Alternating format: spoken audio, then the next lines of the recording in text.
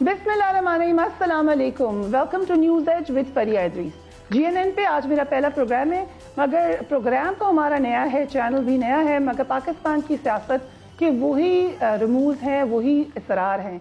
आज हमारे साथ पाकिस्तान की सियासत की एक बड़ी अहम शख्सियत मौजूद हैं, उनसे आपकी मुलाकात करानी है। बात का आगाज़ करेंगे 9 अप्रैल से। पाकिस्तान की सियासत में उस दिन कैपिटल इस्लामाबाद में एक अहम तारीख रकम हो रही थी। पाकिस्तान के उस वक्त के प्राइम मिनिस्टर के खिलाफ वोट ऑफ नो कॉन्फिडेंस पर वोटिंग हो रही थी। कुछ सहाफ़ी प्राइम मिनिस्टर हाउस में मौजूद थे, उन सहाफ़ियों में से एक मैं भी मौजूद थी जिस वक्त एक तारीखी जुमला बोला उस वक्त के प्राइम मिनिस्टर इमरान खान ने। उन्होंने कहा कि क्या कोई रह तो नहीं गया जो मेरे खिलाफ ना हो। मुझे अच्छे तरीके से याद इसलिए है कि सब तज़ब्ज़ब में थे, एक दूसरे की तरफ देख रहे थे, सोच रहे थे कि क्या जवाब दें। उसके बाद इमरान खान साहब ने अपनी डायरी उठाई, उस वक्त के वो प्राइम मिनिस्टर थे, फिर साबका प्राइम मिनिस्टर हुए और वो अपने घर चले गए। उसके बाद एक और तारीख रकम हुई। एक दिन के बाद हमने देखा कि जिस वक्त खान साहब अपने घर में थे, पाकिस्तान की आवाम सड़कों पर उमड़ आई बड़ी तादाद में। अनप्रेसिडेंटेड तरीके से लोगों ने एहतजाज किया और पहली दफ़ा हमने ये देखा कि एक जाती हुई हुकूमत के हक में लोग खड़े हो गए और लोगों ने मिठाइयाँ नहीं बांटी। हमने ये भी देखा कि उसके बाद एक शदीद किस्म की पावर स्ट्रगल शुरू हुई। कुछ लोग थे, कुछ ताकतें थी, बल्कि तमाम के तमाम लोग एक तरफ नजर आए जो ये चाहते थे कि खान साहब की पार्टी पे क्रैकडाउन किया जाए। कभी आर्टिकल 6 की बात हुई, लोगों के घरों में कूद कर उनको हरासा किया गया, पुलिस ने शेलिंग की जिस तक लॉन्ग मार्च था। उसके अलावा करप्शन के बहुत सारे मामलात को उठाने की कोशिश की गई, इलेक्शन कमीशन की तरफ से प्रेशर डालने की कोशिश की गई, पार्टी के अंदर तोड़फोड़ करने की कोशिश की गई। ये तमाम के तमाम मामलात होते रहे। अब जो आखिरी बात हुई वो ये कि एंटी स्टेट, इजराइल से फंडिंग लेते हैं, इंडिया से फंडिंग लेते हैं, एंटी स्टेट हैं, एंटी आर्मी हैं। और फिर खान साहब ने लाहौर में एक जलसा किया और उसमें दोबारा लोगों को ये दिखाया कि वो इस वक्त भी पाकिस्तान के बहुत पॉपुलर लीडर हैं, अवाम इस वक्त भी उनके साथ है। सबके साथ उन्होंने तराना पड़ा, शहीदों के लिए दुआ की और उसके बाद एक मैराथन जलसों का दोबारा उन्होंने ऐलान कर दिया। हमारे साथ मौजूद हैं इमरान खान साहब, former prime minister. Thank you so much Khan साहब for being on the programme.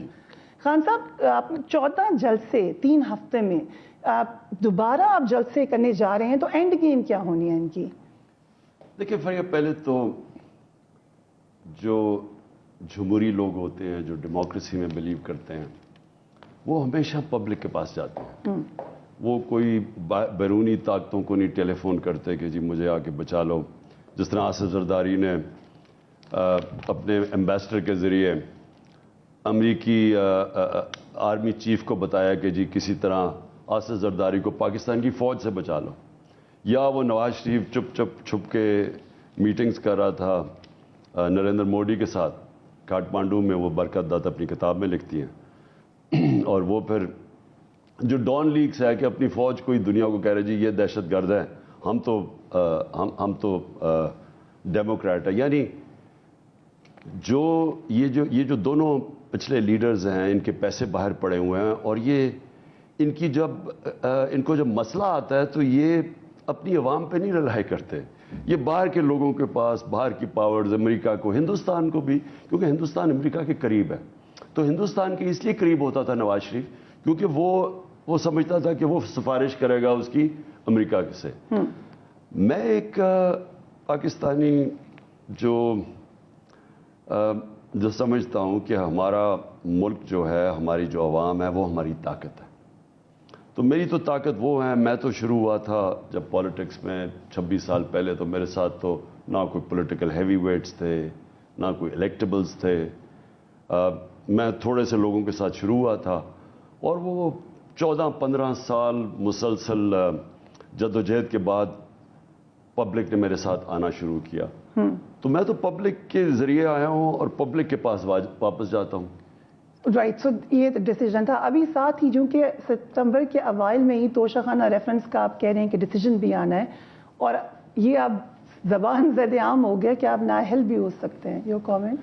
देखिए, ये दोनों जो केसेस हैं ना, तोशाखाना के और ये इलेक्शन कमीशन के, ये इतने, यानी चले कोई अकल से भी कुछ कोई करे, ये इतने स्टूपिड से केस हैं, इतने अहमकाना केसेस हैं। और मैं इसलिए चाहता था कि तोशाखाना में भी موازنہ کیا جائے کہ جو میرے سے پہلے پرائم منسٹرز آئے تھے اور جو گورنمنٹ آفیشلز ہیں جو اس ملک کے جن کو ملتے ہیں باہر سے گفٹس ملتی ہیں، اس سب کا موازنہ کیا جائے کہ کیا کون قانون پہ چل رہا تھا، کون نہیں چل رہا تھا. اور اسی طرح الیکشن کمیشن، اصل میں اس ملک کی بڑی بدقسمتی ہے کہ ایک ایسا الیکشن کمشنر آ گیا جو ایک مورلی کرپٹ آدمی ہے، مورلی کرپٹ، اور ایک بڑا بزدل قسم کا آدمی ہے، پریشر نہیں لے سکتا. یہ وہ آدمی کو بدقسمتی سے یہ بنا کیسے؟ مجھے کہا گیا شہباز شریف نے اپنے نام دیے، ہم نے اپنے الیکشن کمیشنر کے نام دیے، نہ انہوں نے ہمارے تسلیم کیا نہ ہمیں ان کے تسلیم کرنے تھے. تو پھر بیچ میں نیوٹرلز پڑے اور انہوں نے کہا ٹھیک ہے ہم اس آدمی کو رکھ لو. میں تو اسے جانتا نہیں تھا. انہوں نے کہا اس آدمی ہم گارنٹی دیتے ہیں کہ یہ ٹھیک کام کرے گا. نیوٹرل پنڈی والے یا اسلام آباد والے؟ نیوٹرل اسٹیبلشمنٹ، یعنی جس کو ہم آج نیوٹرل کہتے ہیں. اب افسوس یہ ہوا کہ اس نے جس دن سے آیا ہے اس نے پورا، میں نے کبھی پاکستان کی تاریخ میں، حالانکہ یہاں ہماری الیکشن کمیشن زیادہ تر جو گورنمنٹ ہوتی ہے اسی کے ساتھ چلتی ہے، ہم گورنمنٹ میں تھے، میں نے کبھی ایک الیکشن کمشنر کو اس طرح کھلے عام ہماری ایک پارٹی کی مخالفت کرتے نہیں دیکھا. میں نے کبھی نہیں دیکھا ایسے. یعنی اس میں تو کوئی شرم ہی نہیں ہے کہ جس طرح یہ بے شرمی سے ہمارے خلاف ہر فیصلہ کرتا ہے. 8 اس نے ہمارے خلاف فیصلے کیے، ہم الیکشن کمیشن گئے، ہمارے خلاف فیصلہ ہوا، عدالت گئے، 8 دفعہ عدالت نے اوور ٹرن کیا اس کا فیصلہ، مطلب کہ یہ غلط فیصلہ تھا. تو یہ جو کروا رہے ہیں الیکشن کمیشن سے، یہ خود تو نہیں کر رہا، بڑا بزدل آدمی ہے، اس کے پیچھے پورا پریشر ڈالا ہوا ہے کہ کسی طرح کوئی چیز تو ملے. دیکھیں نا ہوا کیا، کس نے پریشر ڈالا ہے؟ پیچھے آپ کو پتا ہے سارے جو پریشر ڈالنے والے ہیں. دیکھیں سب سے پہلے انہوں نے ہمیں جب سازش کر کے ہٹایا تو ان کا خیال تھا کہ ختم ہو جائے گی پارٹی، کیونکہ یہاں تو ختم ہو جاتی ہے پارٹیز. اس کے بعد جب نون لیگ اور پیپلز پارٹی کو ہٹایا گیا، جب بھی دونوں دفعہ، تو وہ تو پارٹیز نیچے چلی گئی تھیں، لوگوں نے مٹھائی بانٹی تھی. تو انہوں نے سمجھا کہ پارٹی رہ جائے گی. پھر جب ہم نے جلسے کر کے اٹھا رہے تھے پارٹی اور ہم نے یہ ایک لانگ مارچ دھرنا دینے کا پلان کیا، جو 3 دفعہ ہمارے خلاف لانگ مارچز ہوئی تھیں. یاد ہے ہم نے نہ کبھی روکا تھا، نہ کبھی کسی کو، نہ کبھی کنٹینر رکھا تھا. تو یہ جب لانگ مارچ کے لیے ہم نے جب فیصلہ کیا، انہوں نے وہ تشدد کیا.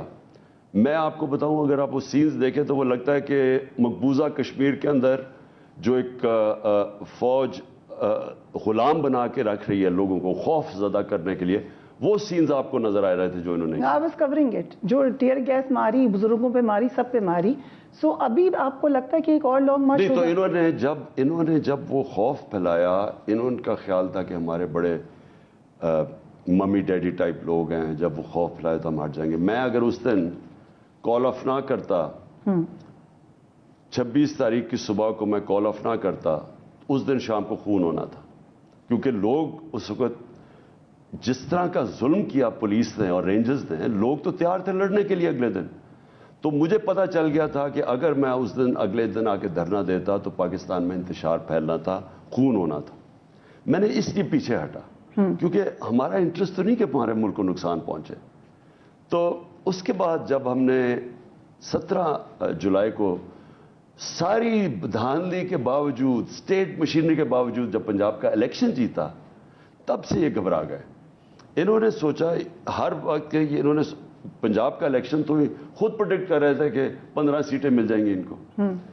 دھاندلی کے باوجود جو الیکشن کمیشن پورا ملا ہوا تھا ان کے ساتھ، اور وہ پوری ملی ہوئی تھی انتظامیہ، دھاندلی کے باوجود جب ہم جیتے تب سے گھبرا گئے. اب انہوں نے طریقہ بنایا ہے کہ کسی طرح مجھے سائڈ لائن کیا جائے. یہ توشہ خانہ کیس اور یہ جو دوسرا کیس ہے الیکشن کمیشن کا، یہ بالکل یعنی ایسے وہ کہتے ہیں نا نقل میں بھی عقل چاہیے. یعنی اگر آپ نے غلط کام کرنا ہے تو تھوڑا سا عقل سے کرو. اس سے یہ جو 2 کیسز ہیں یہ اپنا ہی کریڈیبلٹی اور ختم کریں گے ان سے. لیکن انہوں نے اور بھی سوچا ہے کہ ہمارے اوپر دباؤ ڈالیں، پھر سے ہراساں کریں. یہ جو شہباز گل کا کیس ہے، اب یہ ایک شرمناک چیز ہوئی ہے.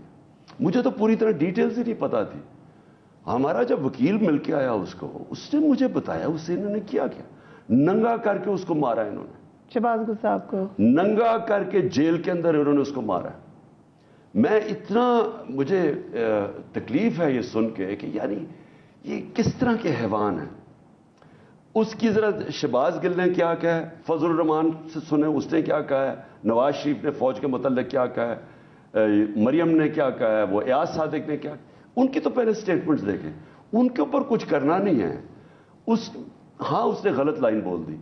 यू कंडेम इट, जो उन्होंने कहा उसको कंडेम करते हैं आप? ये भी गलत है कि उनको मारा गया, बट जो उन्होंने कहा उसको कंडेम करते हैं? नहीं कहना चाहिए था, क्योंकि वो गलत इस तरह आता है कि जिस तरह फौज को हम उकसा रहे हैं। बिल्कुल ठीक है, हम फौज को एक मजबूत अदारा देखना चाहते हैं, लेकिन उसके ऊपर जो इन्होंने जुल्म किया है, तशद्दुद किया उसके ऊपर, यानी एक आदमी को जेल में बंद करके उसको मेंटली ब्रेक कर रहे हैं। और उसे पता क्या पूछ रहे हैं कि इमरान खान के खराब बयान दो कि इमरान खान ने आपसे ये करवाया। अगर इमरान खान ने वो कहना था, उसको शहबाज गिल की जरूरत नहीं है, वो खुद स्टेटमेंट दे सकता है। लेकिन जो दो बातें और मैं फरिया कहूं कि उससे पूछी है, ये भी सोचनी चाहिए कि जी जनरल फैज कितनी दफा इमरान खान को मिलने आए। ये क्वेश्चन पूछा गया उनसे, बार बार पूछा गया। उसने बताया है कि बार बार जनरल फैज क्यों मिलने आए। ये बड़ी संजीदा बात है, लेकिन आज आप बता ही दें कि कितनी दफा मिले हैं, सब देख रहे हैं। तो पॉइंट ये है कि उसको मार के पूछ रहे हैं कि जनरल फैज वैसे ही पूछ रहे हैं, यानी मार के पूछ रहे हैं उसे कि किसी कोई जिस तरह की पता नहीं कोई साजिश हो रही है। और फिर जो सबसे सोचने वाली बात है कि इमरान खान खाना क्या खाता है। अब मैं आपको बताऊं, जब से ये इंपोर्टेड हुकूमत आई है इन करप्ट लोगों की, चोरों की, शहबाज शरीफ के ऊपर 16 अरब रुपए के इसके और बेटों के ऊपर FIR केसेस थे, चोरी के 16 अरब रुपए की FIA के अंदर। 4 गवाह 2 महीने में मरे और एक जो इन्वेस्टिगेटर था वो मरा, डॉक्टर रिजवान। 5 लोग हार्ट अटैक से मरे 2 महीने के अंदर अंदर। अब मुझे ये बताएं कि कोई किसी ने इन्वेस्टिगेट किया है कि वो लोग मरे कैसे हैं? हार्ट अटैक हो गया, खाने के अंदर कोई चीज डालते हैं जिससे इंड्यूस्ड हार्ट अटैक होता है। तो मैं ये पूछ रहा हूं कि इन्होंने, क्योंकि मुझे तो पता है इन्होंने मेरे खिलाफ एक प्लान बनाया हुआ, मैंने तो पब्लिक क्या बैठा हूं, मैंने तो वीडियो रिकॉर्ड करके छोड़ी हुई है महफूज जगह पे। जब भी अगर मुझे कुछ होता वो पब्लिक के सामने आएगी। मुझे पता है बंद कमरों ने इन्होंने फैसला किया, मेरे 3-4 लोग हैं इन्होंने फैसला किया मुझे हटाने का, जब इनको खौफ था कि ये तो हट नहीं रहा। प्रकाश साहब, बताना नहीं चाहिए कौन है वो लोग? पब्लिक आपके साथ है, आप बताएं। जब आपको पब्लिक को इस तरह बताते हैं, वो अगला कहेगा मैं नहीं हूं, कोई एविडेंस तो नहीं है। लेकिन अगर मुझे कुछ होता है तो मैं कम से कम बताऊंगा कि ये लोग थे जिनके ऊपर मुझे शक है। तो वो तो खैर मैंने रिकॉर्ड कर दिया। लेकिन पॉइंट ये है, खाने क्या क्यों पूछ रहे थे कि इमरान खान का खाना क्या खाता है? सो यू थिंक जो आपने पहले कहा था कि जान को खतरा है, वो अभी भी है, इस वक्त भी? बिल्कुल है, बिल्कुल है। और एक चीज चेंज हुई है कि पंजाब में अब आपकी हुकूमत है, तो इन जलसों के एंड में अगर आप दोबारा लॉन्ग मार्च की कॉल देते हैं तो आपके ख्याल से पंजाब में वो क्रैकडाउन नहीं होगा जो पहले हुआ था, और आप एक अच्छे नंबर में लोगों को जमा कर लेंगे? पहले तो क्रैकडाउन क्यों हो, नहीं होना चाहिए। पाकिस्तान का आइन मुझे हक देता है कि मैं पुरअमन एहतजाज करूं। एक चोरों को हमारे ऊपर मुसल्लत कर दिया, बाहर की कुव्वत ने इनकी मदद की, अमेरिकन एम्बेसी के अंदर पूरे हमारे लोगों का, हमारे पास रिकॉर्ड है कि कौन कौन हमारा जो लोटे हुए थे अमेरिकन एम्बेसी जाते थे। उसके बाद वो चोर आके मुल्क का बेड़ागर कर देते हैं, इकॉनमी नीचे चली जाती है। महंगाई के ऊपर याद रखें लॉन्ग मार्च की थी उन्होंने। महंगाई जो इनके दौर में, ये 4 महीने में महंगाई है, मैं कहता हूं पाकिस्तान की तारीख में इतनी महंगाई नहीं है। आज तनख्वाहदार तबका, आप मुझे बताएं जो भी सैलरीड क्लास है वो गुजारा कैसे कर रही है? वो बिजली के बिल कैसे देते हैं? आप अगर आप देख लें कि जो 4 महीने में इन्होंने किया है, हमें कह के कि हम महंगाई की वजह से आना चाहते हैं, तो आज जिस सतह की महंगाई है, तो इसका मतलब महंगाई तो इनका इशू नहीं था। वो तो बोल ही पड़ा खुर्रम दस्तगीर की जी हमारे नायब के केसेस थे। तो ये आए थे सिर्फ अपने केसेस जो 1100 अरब रुपए के इनके ऊपर इन्होंने जो NRO करवाया है असेंबली से, 1100 अरब रुपए के इनके केसेस बचे। सो जो आप साजिश का जिक्र करते हैं, और आपने कहा कि एक हुई इंटरनेशनल साजिश हुई, रजीम चेंज हुई, और लोकल हैंडलर्स का भी आप जिक्र करते हैं, वही लोग आपको लगता है वीडियो में उन्हीं के नाम हैं? देखिए वो तो खैर वीडियो में मैं बताऊंगा नहीं कि किसके नाम है, वो तो सबको पता चल जाएगा अगर कुछ हुआ। लेकिन देखें سازش کا کسی کو کوئی شک نہیں ہونا چاہیے. یہ محمد مصدق تھے ایران کے پرائم منسٹر. 1954 کی بات ہے, 1950 کی دہائی میں بالکل اسی طرح اس کو ہٹایا گیا. پہلے انہوں نے اخباروں کے اوپر پیسہ چلایا. آپ کو پتہ ہے کتنی میڈیا کیمپین چلی تھی, ساری جگہ جی مہنگائی آ گئی, تباہ ہو گیا ملک. آپ کو پتہ ہے کس طرح کیمپین چلی تھی. اب کوئی وہ اخبار کی وہی والے میڈیا ہاؤسز اب کیوں نہیں مہنگائی کی بات کر رہے ہیں؟ ایسی مہنگائی تو کبھی آئی نہیں پاکستان میں. تو ایک دم کیمپین, ساری جگہ مہنگائی, تباہ ہو گیا پاکستان. جا رہے ہیں لوگوں سے پوچھنے جی کتنی کیا حالات. اس کے بعد اپوزیشن پارٹیز, یہ ایران میں بالکل یہ ہوتا, اپوزیشن پارٹیز کو ڈیمونسٹریشن شروع کر دو, لانگ مارچز شروع کر دو. پھر ان کے اپنے لوگوں کے اوپر پیسہ چلایا گیا. محمد مصدق کی پارٹی کے لوگوں کو خریدا گیا جو ہمارا ہوا, اور پھر اینڈ میں مداخلت کی, ان کو گرا دیا. تو یہ تو ایک جگہ نہیں, انہوں نے بڑی جگہ رجیم چینج کیے ہوئے ہیں. لیکن ان کو چاہیے ہوتے ہیں لوکل لوگ, ان کو لوکل میر جعفر جب تک نہیں ملتے وہ نہیں مداخلت کر سکتے, نہیں یہ سازش کر سکتے, کامیاب نہیں ہوتی. تو وہ تو ساری سازش سب کے سامنے ہے.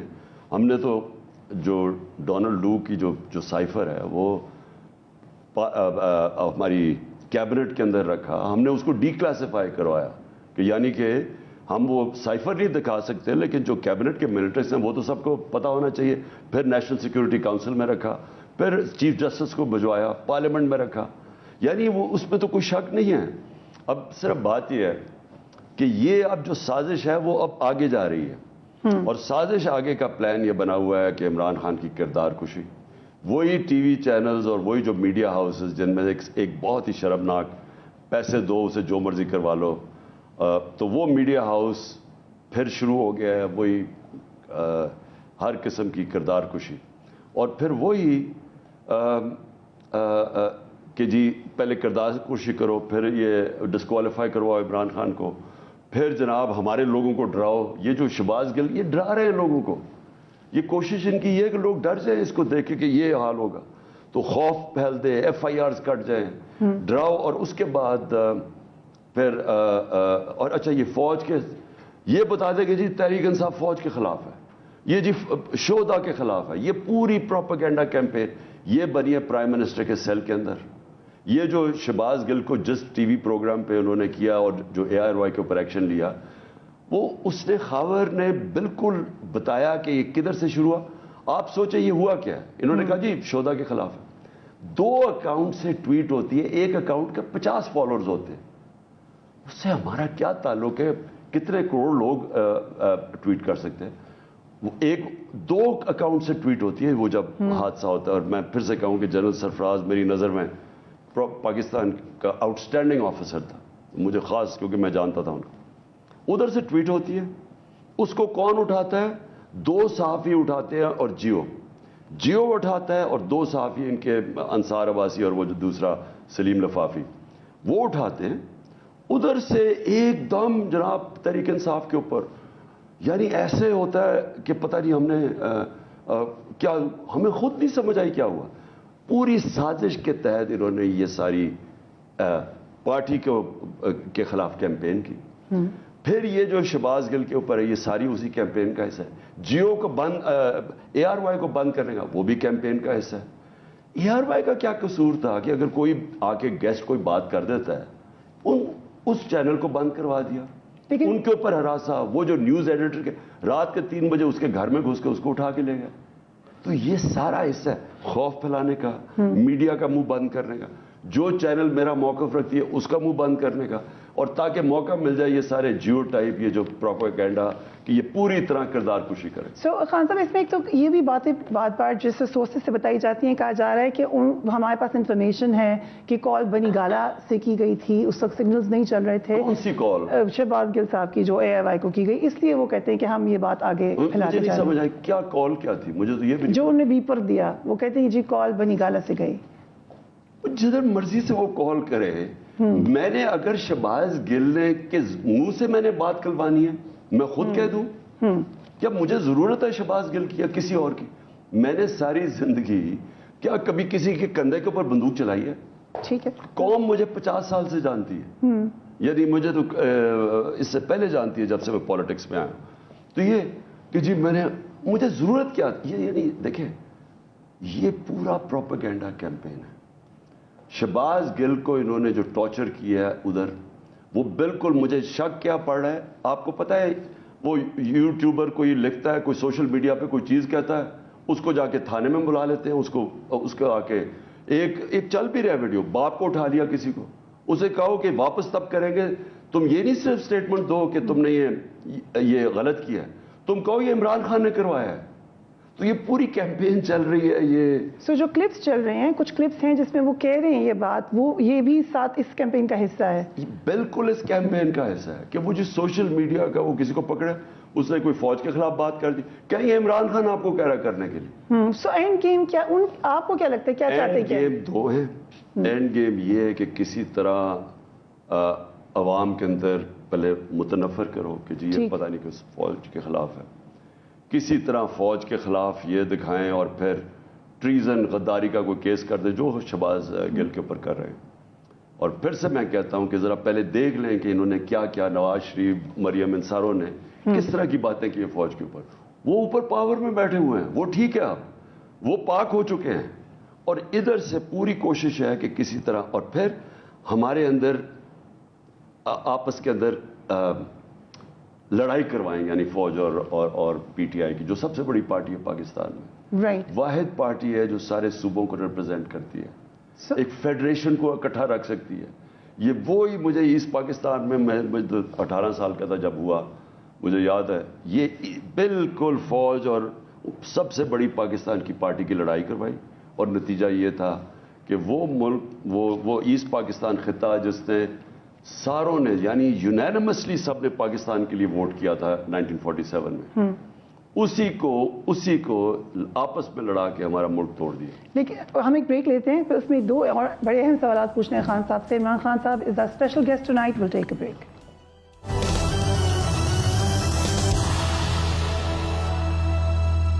Welcome back. آپ دیکھ رہے ہیں news edge with Fereeha Idrees. Imran Khan صاحب ہمارے مہمان خصوصی ہیں. خان صاحب آپ نے یہ چلائے بھی کلپس جس میں مریم نواز کے، مولانا فضل الرحمان کی، سب کی سٹیٹمنٹس تھیں، اور اس وقت بھی کہ یہ سٹیٹمنٹس آئیں جس وقت we were at war and terror چل رہی تھی پاکستان میں.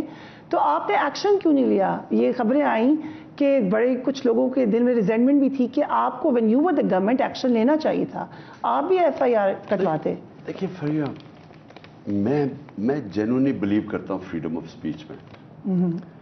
ایک ملک کے اندر اگر آپ تنقید نکال دیتے ہیں نا، دنیا کی تاریخ کیا چیز ثابت کرتی ہے کہ جمہوریت نے بادشاہت کو پیچھے کیوں چھوڑ دیا. علامہ اقبال مسلمانوں کا جب کہتے ہیں نا کہ کیوں مسلمان پیچھے رہ گئے، دنیا ہمارے سے آگے نکل گئی، علامہ اقبال اور شاہ ولی اللہ وہ کہتے ہیں جو ایک سب سے بڑی وجہ تھی نا کہ وہ جمہوریت کی طرف چلے گئے اور ہمارے پاس بادشاہت تھی. بادشاہت کا کیا مسئلہ ہے؟ ایک تو میرٹ نہیں ہے، وہی جو یہ دونوں پولیٹیکل پارٹیز کیوں سکڑتی جا رہی ہیں، نون لیگ اور پیپلز پارٹی، کیونکہ میرٹ ہی نہیں ہے. بادشاہت ہے یہاں تو خون کے اوپر کے رشتہ داری کے اوپر ملتی ہے نا آپ کو پوزیشن. تو ایک تو میرٹ نہیں ہوتی، اور دوسرا جب ایک معاشرے میں آپ تنقید نکال دیتے ہیں اور اکاؤنٹیبلٹی ختم ہو جاتی ہے اس میں، وہ کولیپس، جو مرضی سسٹم ایک بڑا زبردست بادشاہ ہو وہ اوپر رکھے گا. لیکن اکبر بادشاہ بڑا گریٹ تھا، اس کے بعد اچھے ایک کے بعد شاہجہاں آ گیا، جہانگیر شاہجہاں آ گیا، اور پھر اورنگزیب آ گیا. 40 سال اس نے حکومت کی. جیسے ہی وہ گیا وہ سارا مغل سارا کولیپس کر گیا. کیوں کر گیا؟ کیونکہ وہ ایک تو میرٹ نہیں تھی، کسی کے پاس صلاحیت نہیں تھی، جو بیسٹ آدمی اوپر نہیں آیا، ان کے بیٹے آئے کس میں قابلیت نہیں تھی. اور دوسری ایک سسٹم میں جب اکاؤنٹیبلٹی نہیں ہوتی، اور اکاؤنٹیبلٹی کرتی ہے ایک میڈیا کرتی ہے، ایک ادارے کرتے ہیں، ایک میڈیا کرتی ہے. اور میڈیا کیسے کرتی ہے؟ تنقید کر کے. آپ کی میری اتنی انہوں نے تنقید کی 3.5 سال میں، میں نے کبھی، اور وہ ایک ایجنڈا کے اوپر بھی تھی. میں نے آپ کو کہا پیسہ بھی چل رہا تھا، مجھے تو انفارمیشن تھی پیسہ چل رہا ہے. لیکن جو تنقید ہوتی ہے وہ ایک سسٹم کو افیشینٹ رکھتی ہے. آپ سارا وقت دیکھتے رہتے ہیں, جب تنقید آتی ہے آپ کریکٹ کرتے ہیں اپنے آپ کو. اب یہ جب یہ کہتے ہیں نا جی, یہ بڑی تھن لائن ہے, کدھر آپ کو اسٹیبلشمنٹ کی تنقید کرنی چاہیے ان کی بہتری کے لیے, اور کدھر آپ کو ملک کی سالمیت کی فکر کرنی چاہیے اور وہ تنقید نہیں کرنی چاہیے جس سے ہمارے ادارے کو نقصان پہنچے. یہ دو مختلف چیزیں ہیں. اب ہاں, یہ اگر آپ کہیں کہ جی نیچے سے آفیسرز کو چاہیے کہ وہ ان لافل کمانڈ نہ سنیں, یہ انٹرپریٹ کر سکتے ہیں کہ نقصان پہنچا رہے ہیں, کال ٹو میوٹنی آلموسٹ کہہ سکتے ہیں آپ. یہ کہہ سکتے کہ نہیں بھی کہہ سکتے, کیونکہ ایکچولی تو ہر کل میں لکھا ہوا ہے کہ میں لافل کمانڈ فالو کروں گا. اب یہ جو پولیس والوں نے جو ہمارے اوپر تشدد کیا, رات کے 2-2 بجے لوگوں کے گھروں میں گھس کے وہاں عورتوں کو کر رہے تھے, وہ ان لافل کمانڈ تھا, ان کو نہیں ایکسیپٹ کرنا چاہیے تھا. وہ کیوں, یعنی ان کو نہیں پتا کہ قانون اجازت نہیں دیتا اس کی. 11 سال کے بچے کو پکڑ کے لے گئے, وہ ماں اور بیٹی 10 سال کی کھڑی رو رہی ہیں 2 بجے. ڈاکٹر ناصرہ اقبال پاکستان کی ایکس جج, وہ ان کے گھر میں 2 بجے گھسا ہے. یہ کون اجازت دیتا ہے؟ سو ان لافل کمانڈ فالو کر رہے تھے. لیکن جو دوسرا ہے نا جی تنقید, اب میری اسٹیبلشمنٹ, میں کیا تنقید کرتا ہوں اسٹیبلشمنٹ کی. آپ کے پاس سب سے بہترین ایجنسیز ہیں, آپ کے پاس سب سے بہترین انفارمیشن ہے ان چوروں کے اوپر. آپ کو پتا تھا کہ یہ سازش ہو رہی ہے. یہ اب میرے پاس جو ڈونلڈ لو کا خط ہے تو ظاہر ہے سب کو پتا تھا, جب میں نے دیکھا سائفر سب کو پتا تھا. کیسے آپ نے اجازت دے دی ان چوروں کو ملک کے اوپر بیرونی سازش کے ذریعے ہمارے اوپر مسلط کرنے کے لیے, جبکہ آپ کو پتا تھا یہ چور ہے. سارے جو نواز شریف کی جو چوری تھی, یعنی جو پینما کا, اس میں جو JIT بنی تھی, وہ سارے گورنمنٹ کے ادارے تو کمپرومائز تھے, وہ تو ڈرتے تھے نواز شریف سے. صرف 2 جو بریگیڈرز آئے تھے MI اور ISI سے, وہ کھڑے ہو گئے, اور جس کی وجہ سے وہ انکوائری میں انہوں نے چیزیں مل گئی اور نواز شریف ڈسکوالیفائی ہوا. تو ان کو پتا تھا ان کی کرپشن کا, ان کی 30 سالہ کی کرپشن سب سے زیادہ پتا تھا ISI اور MI کو, ان کی ایجنسیز کو پتا ہے. 30 سال سے جو ملک کو چوری کر رہے ہیں, بچے کو پتا ہے. کیسے اس سازش کو کامیاب ہونے دیا کہ یہ ہمارے اوپر آ کے مسلط ہو جائے, اور پھر انہوں نے جو ملک کے ساتھ کیا. دیکھیے اس میں 2 باتیں ہیں. سو اگر آپ اس پہ تنقید کرتے ہیں تو یہ تو آپ ایک محب وطن پاکستانی بات کر رہا ہے, جس کو پاکستان کی فکر ہے, جو دیکھ رہا ہے کہ پاکستان کس طرف یہ لے کے جا رہے ہیں. سو جب انٹرنیشنل سازش کا آپ کہتے ہیں کہ ادھر سے ایکشن نہیں ہوا, تو کوئی انٹرنیشنل سازش میں لوکل اسٹیبلشمنٹ کا بھی کنیکشن نظر آتا ہے آپ کو؟ دیکھیں, وہ تو میں نے اس لیے ہم نے کہا کہ بجائے یہ کسی کو بلیم کریں, چیف جسٹس آف پاکستان جو پاکستان کے پریزیڈنٹ ہیں, انہوں نے ان کو خط لکھا ہے کہ جی یہ, اور وہ بھیجا, وہ جو سائفر ہے, وہ جو ڈونلڈ لو اور ہمارے اسد مجید کے جو کانورسیشن ہے, وہ انہوں نے ان کو بھیجا ہے چیف جسٹس کو, کہ اتنا بڑا سانحہ ہوا ہے, آپ کے ملک میں رجیم چینج ہو گئی ہے, اچھی بھلی گورنمنٹ چلتے چلتے 6% پہ گروتھ ریٹ جا رہی ہے, سارے اکنامک انڈیکیٹرز ٹھیک ہیں, انڈسٹری آپ کی اوپر جا رہی ہے, ایگریکلچر زراعت اوپر جا رہے ہیں, پہلی دفعہ IT کو بوسٹ پہ لی ہے. یعنی کس پیمانے کے اوپر آپ نے وہ گورنمنٹ کو ایک بیرونی سازش کے لیے گرنے دیا؟ کم از کم انکوائری تو ہونی چاہیے. تو ہم نے اپنے چیف جو اسپیکر تھا نیشنل اسمبلی کا, ہم نے اس کو بھیجا سائفر, اس کو دکھایا کہ بتاؤ ساری اپوزیشن پارٹیز کو, شاید کسی کو نہ سمجھو کہ یہ ہو کیا رہا ہے ملک کے ساتھ. تو پتا تو سب کو تھا. اب انکوائری فیصلہ کرے کہ کون ذمہ دار ہے. سو یو تھنک کہ انکوائری کے تھرو ہی پتہ چلے گا. اب آج پریزیڈنٹ کی طرف سے بیان آیا کہ وہ کوشش کر رہے ہیں کہ جماعتوں کو بھی کہیں کہ وہ سینٹی دکھائیں. آپ کی طرف بھی کوئی انہوں نے میسج بھیجا کیا چیز کہ پریزیڈنٹ الوی کہہ رہے ہیں کہ وہ کوشش کر رہے ہیں کہ معاملات سدھر جائیں, سب اکٹھے ہو جائیں یا ارلی الیکشن کی طرف جائیں؟ کوئی ایسی کوشش؟ دیکھیے فریہ, معاملہ کیسے سدھرے گا؟ کیسے؟ جب تک آپ ہمارے ملک میں پولیٹیکل انسٹیبلٹی ہے, اگر سیاسی استحکام نہیں ہے تو کبھی بھی معاشی استحکام نہیں آ سکتا. آپ اسے کہتے ہیں پولیٹیکل اکانومی. آپ جب بھی جا کے اکنامکس پڑھیں, میں نے تو کیا پولیٹیکل سائنس تھا, پولیٹکس اور اکنامکس, یہ دونوں کنیکٹڈ ہیں. دیکھیے جو ملک آگے کیسے بڑھتا ہے, میں ذرا عوام کے لیے آسانی سے بتا دوں. ملک آگے سے ایسے بڑھتا ہے جب اس کی دولت میں اضافہ ہوتا ہے. दौलत में कैसे इजाफा होता है? आप जब प्रोड्यूस ज़्यादा करते हैं, आपके फार्मर ज़्यादा आपके ज़राअत ज़्यादा पैदावार करती है, सनतें आपकी चलती हैं, आपके में इन्वेस्टमेंट आती है, लोगों को नौकरियां मिलती हैं, पैसा बनता है, आप एक्सपोर्ट करते हैं, ऐसे मुल्क आगे बढ़ता है ना। तो जब एक मुल्क के अंदर मैं इन्वेस्टर हूं, मैंने अगर फैक्ट्री लगानी है, मुझे ये खौफ हो कि मैं पैसे तो लगा दूं, मुझे तो पता ही नहीं अगले 4 महीने में क्या होगा, 6 महीने में क्या होगा। क्योंकि आज अगर मैं पैसे इन्वेस्ट करूंगा तो मुझे आज तो नहीं ना फायदा होगा, 6 महीने 1 साल के बाद मुझे शायद फायदा होना शुरू हो।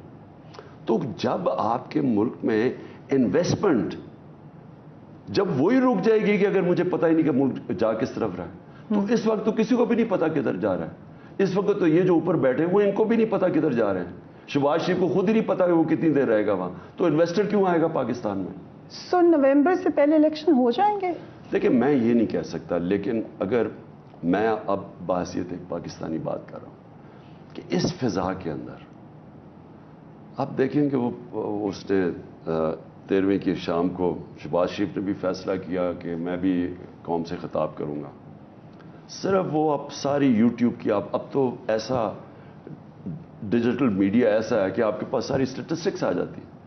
आप देख लें कि कितने लोगों ने उसकी तकरीर सुनी है, और बाकी देख लें कितने लोगों ने जो हमारा वो जो अल्लाह का करम है, इतना बड़ा जो इवेंट हुआ हॉकी स्टेडियम में, कितने लोगों ने उसको देखा। तो उसको कुछ 1-2% लोगों ने भी नहीं देखा। मसला ये है कि लोग ना कौम इसको मानती है, इस इम्पोर्टेड हुकूमत को, ना बाहर की दुनिया इनको मानती है। आप सोचें कि जब आर्मी चीफ टेलीफोन कर रहा है यूएई को, सऊदी अरेबिया को, अमेरिका को कि जी हमें पैसे दे दो, तो वो इसलिए कर रहे हैं ना कि गवर्नमेंट को मानते नहीं है, उसकी क्रेडिबिलिटी। वो कहते हैं आपके दौर में भी करते थे वो। हमारे दौर में हम जब गए थे, क्या हमारे दौर में क्या हम यहां बैठे होते थे, आर्मी चीफ टेलीफोन कर रहा होता था। हमारे दौर में चाइना हम गए, उन्होंने पैसे दिए, और ये हम जब ये बैंकरप्ट मुल्क छोड़ के गए थे, हम जब सऊदी अरेबिया गए उन्होंने पैसे दिए, यूएई उन्होंने पैसे दिए। ये हमें वो पैसा मिला, उसके बाद हमने अपना मुल्क संभाल लिया। और मैं आपको ये यकीन दिला रहा हूं कि हमारा जिस तरह 6% ग्रोथ रेट पे हमारा चौथा साल था, और जिस तरह मुल्क की दौलत में इजाफा हो रहा था, ये हमें चलने देते हैं। कहते हैं ना जी बड़ी हमने उनके लिए पता नहीं बारूदी सुरंगें बना दी, तो चलने देते हमें। मैं समझता हूं कि हम समझ भी गए थे, कॉन्फिडेंस आ गया था, बिजनेसेस आगे बढ़ रही थी, कंस्ट्रक्शन इंडस्ट्री हमारी रिकॉर्ड पे चल रही थी, हमारी लार्ज स्केल मैन्युफैक्चरिंग जो सनत है उसमें सबसे ज्यादा ग्रोथ थी, किसान हमारे से खुश था, तो हमें रहने देते फिर। तो ये मैं कह रहा हूं कि ना इनको अंदर लोगों का इत्मीनान है, ना बाहर इनका है। खान साहब, मोदी तो शहबाज शरीफ का मैं यूएई फिर क्या है, मैं उधर गया, मैं उधर मार गया, लेकिन मैं क्या करता। हम तो यही सुनते रहे और हम इस पर रिपोर्ट करते रहे कि पाकिस्तान में 1 पेज है, पाकिस्तान एज ए स्टेट काम कर रहा है, इंटरनेशनली उसका बहुत फायदा हो रहा है। किस वक्त मामलात आपके एस्टेब्लिशमेंट से खराब हुए, या to be precise army chief से कब हालात खराब हुए? मेरे कभी भी नहीं हुए। मेरे कभी हालात खराब नहीं हुए। हमारी ताकत ये थी कि हम एक पेज पे थे। हाँ, और एक पेज पे क्या थे कि मेरा तो अपना कोई पर्सनल एजेंडा नहीं था।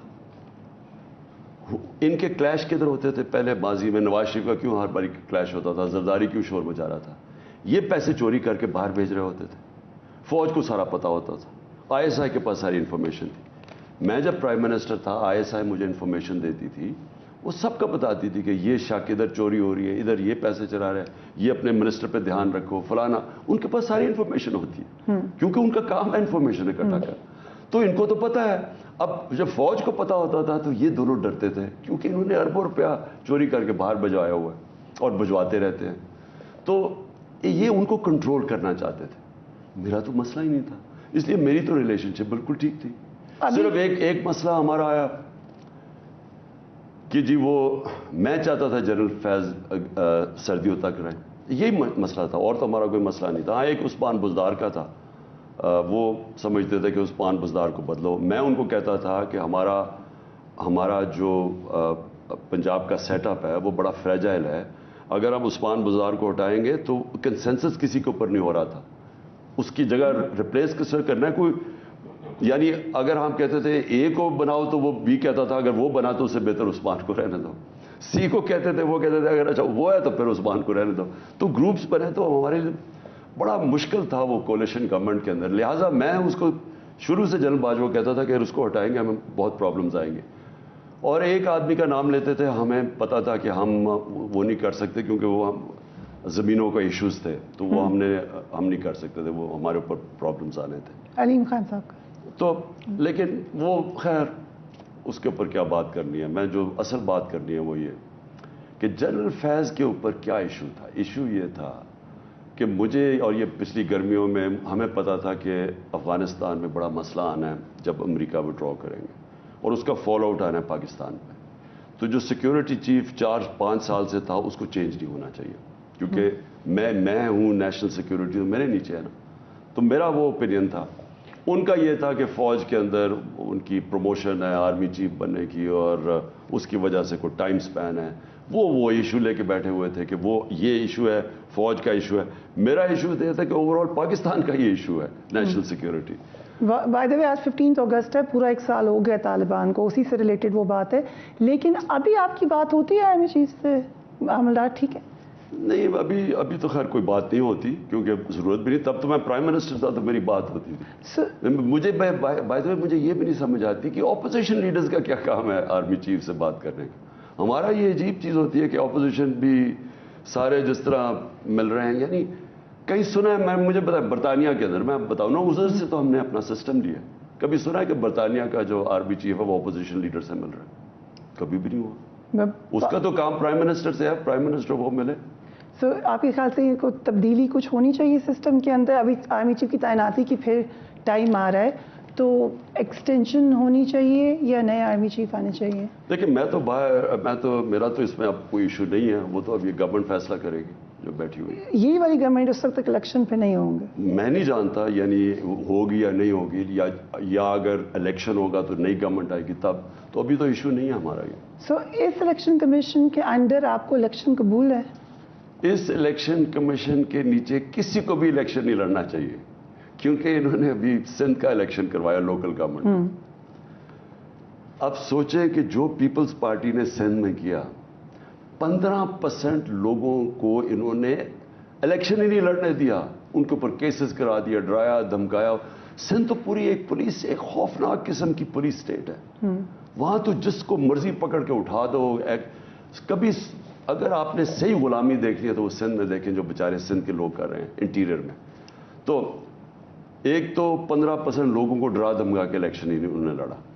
اس کے بعد جس طرح کا الیکشن لڑا گیا, اب ان کی اتحادی پارٹیز ہیں, JUI اور MQM, اس گورنمنٹ کی اتحاد, دونوں نے اسٹیٹمنٹ دی کہ الیکشن میں دھاندلی ہوئی اور انہوں نے بڑی سخت تنقید کی الیکشن. تو میرا پوائنٹ یہ ہے کہ یہ الیکشن انہوں نے کروائے کب ٹھیک ہے. ہم جو الیکشن جیتے ہیں پنجاب میں ان کی دھاندلی کے باوجود جیتے, اور سندھ کے اندر جو الیکشن کمیشن ہے جو سندھ سے ہے وہ سندھ گورنمنٹ کا امپلائی ہے. اس پہ جو سپریم جوڈیشل کاؤنسل ہے اس کے اندر کیس پڑا ہوا ہے اس کا.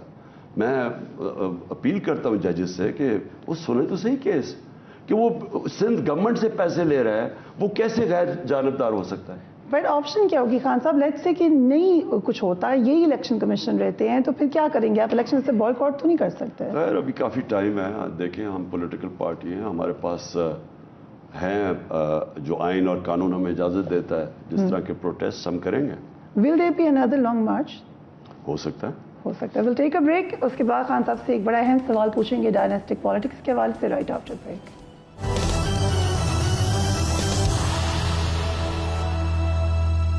And welcome back. خان صاحب ابھی پھر آپ نے ڈائناسٹک پالیٹکس کی بھی بات کی. ہمیں پتہ ہے PTI ڈائناسٹک پالیٹکس کے خلاف ہے, اور اللہ آپ کو لمبی عمر سے زندگی دے, کچھ بھی نہ ہو, لیکن ٹائم مووز آن. آپ کے بعد کون ہوگا PTI میں؟ میں فریہ انشاءاللہ یہ جب بھی جنرل الیکشن ہوں گے, اور اگر ہم جیت گئے تو فوری طور پہ لوکل گورنمنٹ الیکشن کرواؤں گا پنجاب میں, جو صحیح معنی میں local government election, empowered local governments ہو. ایک وہ کرواؤں گا, اور دوسرا ہم اپنی پارٹی کے اندر الیکشن کروائیں گے. جیتے یا ہارے پارٹی کے اندر الیکشن کروانا. دیکھیں پارٹی تب بنے گی صحیح معنی میں ایک وائبرنٹ پولیٹیکل پارٹی جس کے اندر الیکشن ہو, الیکٹڈ لوگ اوپر آئیں. اور وہ ہم نے 2 دفعہ پہلے ہم نے ایکسرسائز کی, ایک دفعہ بہت بڑی ایکسرسائز کی جی. اور وہ انفارچونیٹلی وہ کیونکہ کسی یہاں کوئی کانسیپٹ نہیں ہے اتنی بڑی پارٹی کے اندر الیکشن کروانے کا, تو وہ ہم کامیاب صحیح معنی میں نہ اس وہ الیکشن جو میں چاہتا تھا وہ نہیں ہوا, لیکن ہم سیکھا ہم نے اس سے کافی. دوسری دفعہ ہم کروانے جا رہے تھے, لیکن جو ہم نے سافٹ ویئر لیا الیکشن کروانے کا, کیونکہ ہم کروانے رہے تھے ڈیجیٹلی, ہم پرچیوں سے نہیں, تو وہ جو تھا وہ سسٹم کام نہیں کیا, تو ہم نے پھر وہ روک دیا. اب ہم نے تجربہ ہے ہمیں سارا, اب ممبرشپ کر کے میں ایک انشاءاللہ الیکشن کے بعد ایک زبردست قسم کا انٹرا پارٹی الیکشن کرواؤں گا جس میں اصل حقیقی لیڈرشپ اوپر آئے گی. لیکن لاسٹ ٹائم جیسے آپ نے خود ہی کہا کہ یہ بیک فائر ہو گیا, باقی کسی پارٹی میں نہیں ہوتے الیکشن, تو اس کا نقصان نہیں ہوتا پی ٹی آئی کو جب باقی پارٹیز میں ایک ڈکٹیٹوریل رجیم ہے, وہ کام بھی کرتی ہے, ایک ماحول ہی ایسا ہے, تو کیسے آپ اکیلے الیکشن؟ دیکھیں ان کی پارٹیز کتنی کدھر تھیں اور آج کدھر ہیں. پیپلز پارٹی جو ذوالفقار علی بھٹو کی پولیٹیکل پیپلز پارٹی تھی, وہ پاکستان کی ایک فیڈرل گراس روٹ پارٹی تھی جو واقعی ملک کو اکٹھا رکھ سکتی تھی. اور یہ جو مسلم لیگ تھی یہ زیادہ بڑی پارٹی تھی آج سے 30 سال پہلے, یہ سکڑتی گئی ہے. وہ اس لیے کہ یہ فیملی کمپنیز بن گئی ہیں, یہ فیملی لمیٹڈ کمپنی ہے. شہباز شریف بنا یہاں تو اس نے اور کوئی نون لیگ میں اسے نہیں ملا سوائے اپنے بیٹے کا وہاں پنجاب میں لانے کا. اور سوچیں کہ بے نظیر کے بعد اب کوئی کمپیریزن ہے بلاول بھٹو میں اور یا زرداری میں اور اعتزاز حسن میں؟ ان کی وہ کمپیریزن ہی نہیں ہے, ان کا لیول ہی اور ہے. اب اگر یہ میرٹ پہ اس طرح کے آدمی کو اوپر لے آتے تو پیپلز پارٹی کا یہ حال نہ ہوتا جو آج ہے. آج پیپلز پارٹی ہے کیا؟ چوری کا پیسہ رکھا ہوا ہے انہوں نے, ہر الیکشن میں یہ پیسہ پھینک دیتے ہیں. سینٹ الیکشن میں کھلے عام وہ پیسہ چلایا انہوں نے. پہلے بھی ہم نے 20 اپنے لوگ نکالے, انہوں نے پیپلز پارٹی نے ہماری ووٹ خریدی پختونخوا میں 2018 میں. اس بار ہی پھر وہ یوسف رضا گیلانی کے اوپر انہوں نے پکڑا بھی کیا, اس کا بیٹا پیسہ دیتا. تو ان کی پالیٹکس یہ رہ گئی ہے, چوری کرو پہلے پیسہ, اس کو لگاؤ الیکشن پہ اور اس سے پھر اپنے آپ کو ریلیونٹ کرو. آصف زرداری وہ آدمی ہے جو پبلک میں نہیں جا سکتا, عوام سے ڈرتا ہے. یہ کہیں عوام میں نہیں نکلتا تو یہ بہت بڑا پولیٹیشین ہے, بڑا پولیٹیشین ہے. عوام میں عوام اور اس کا تعلق ہی کوئی نہیں ہے.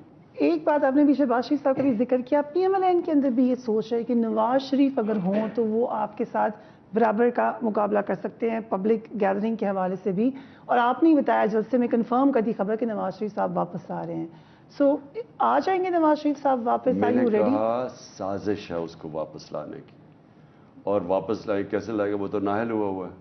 وہ اس طرح لائیں گے پلان جو میں آپ سازش یہ ہے کہ جی عمران خان کو بھی نااہل کروا دو اور پھر اسے کہو کہ جی ہاں دیکھیں نا نواز شریف کو ہم چلیں دونوں کو ہم لڑنے کی اجازت دے دیتے ہیں.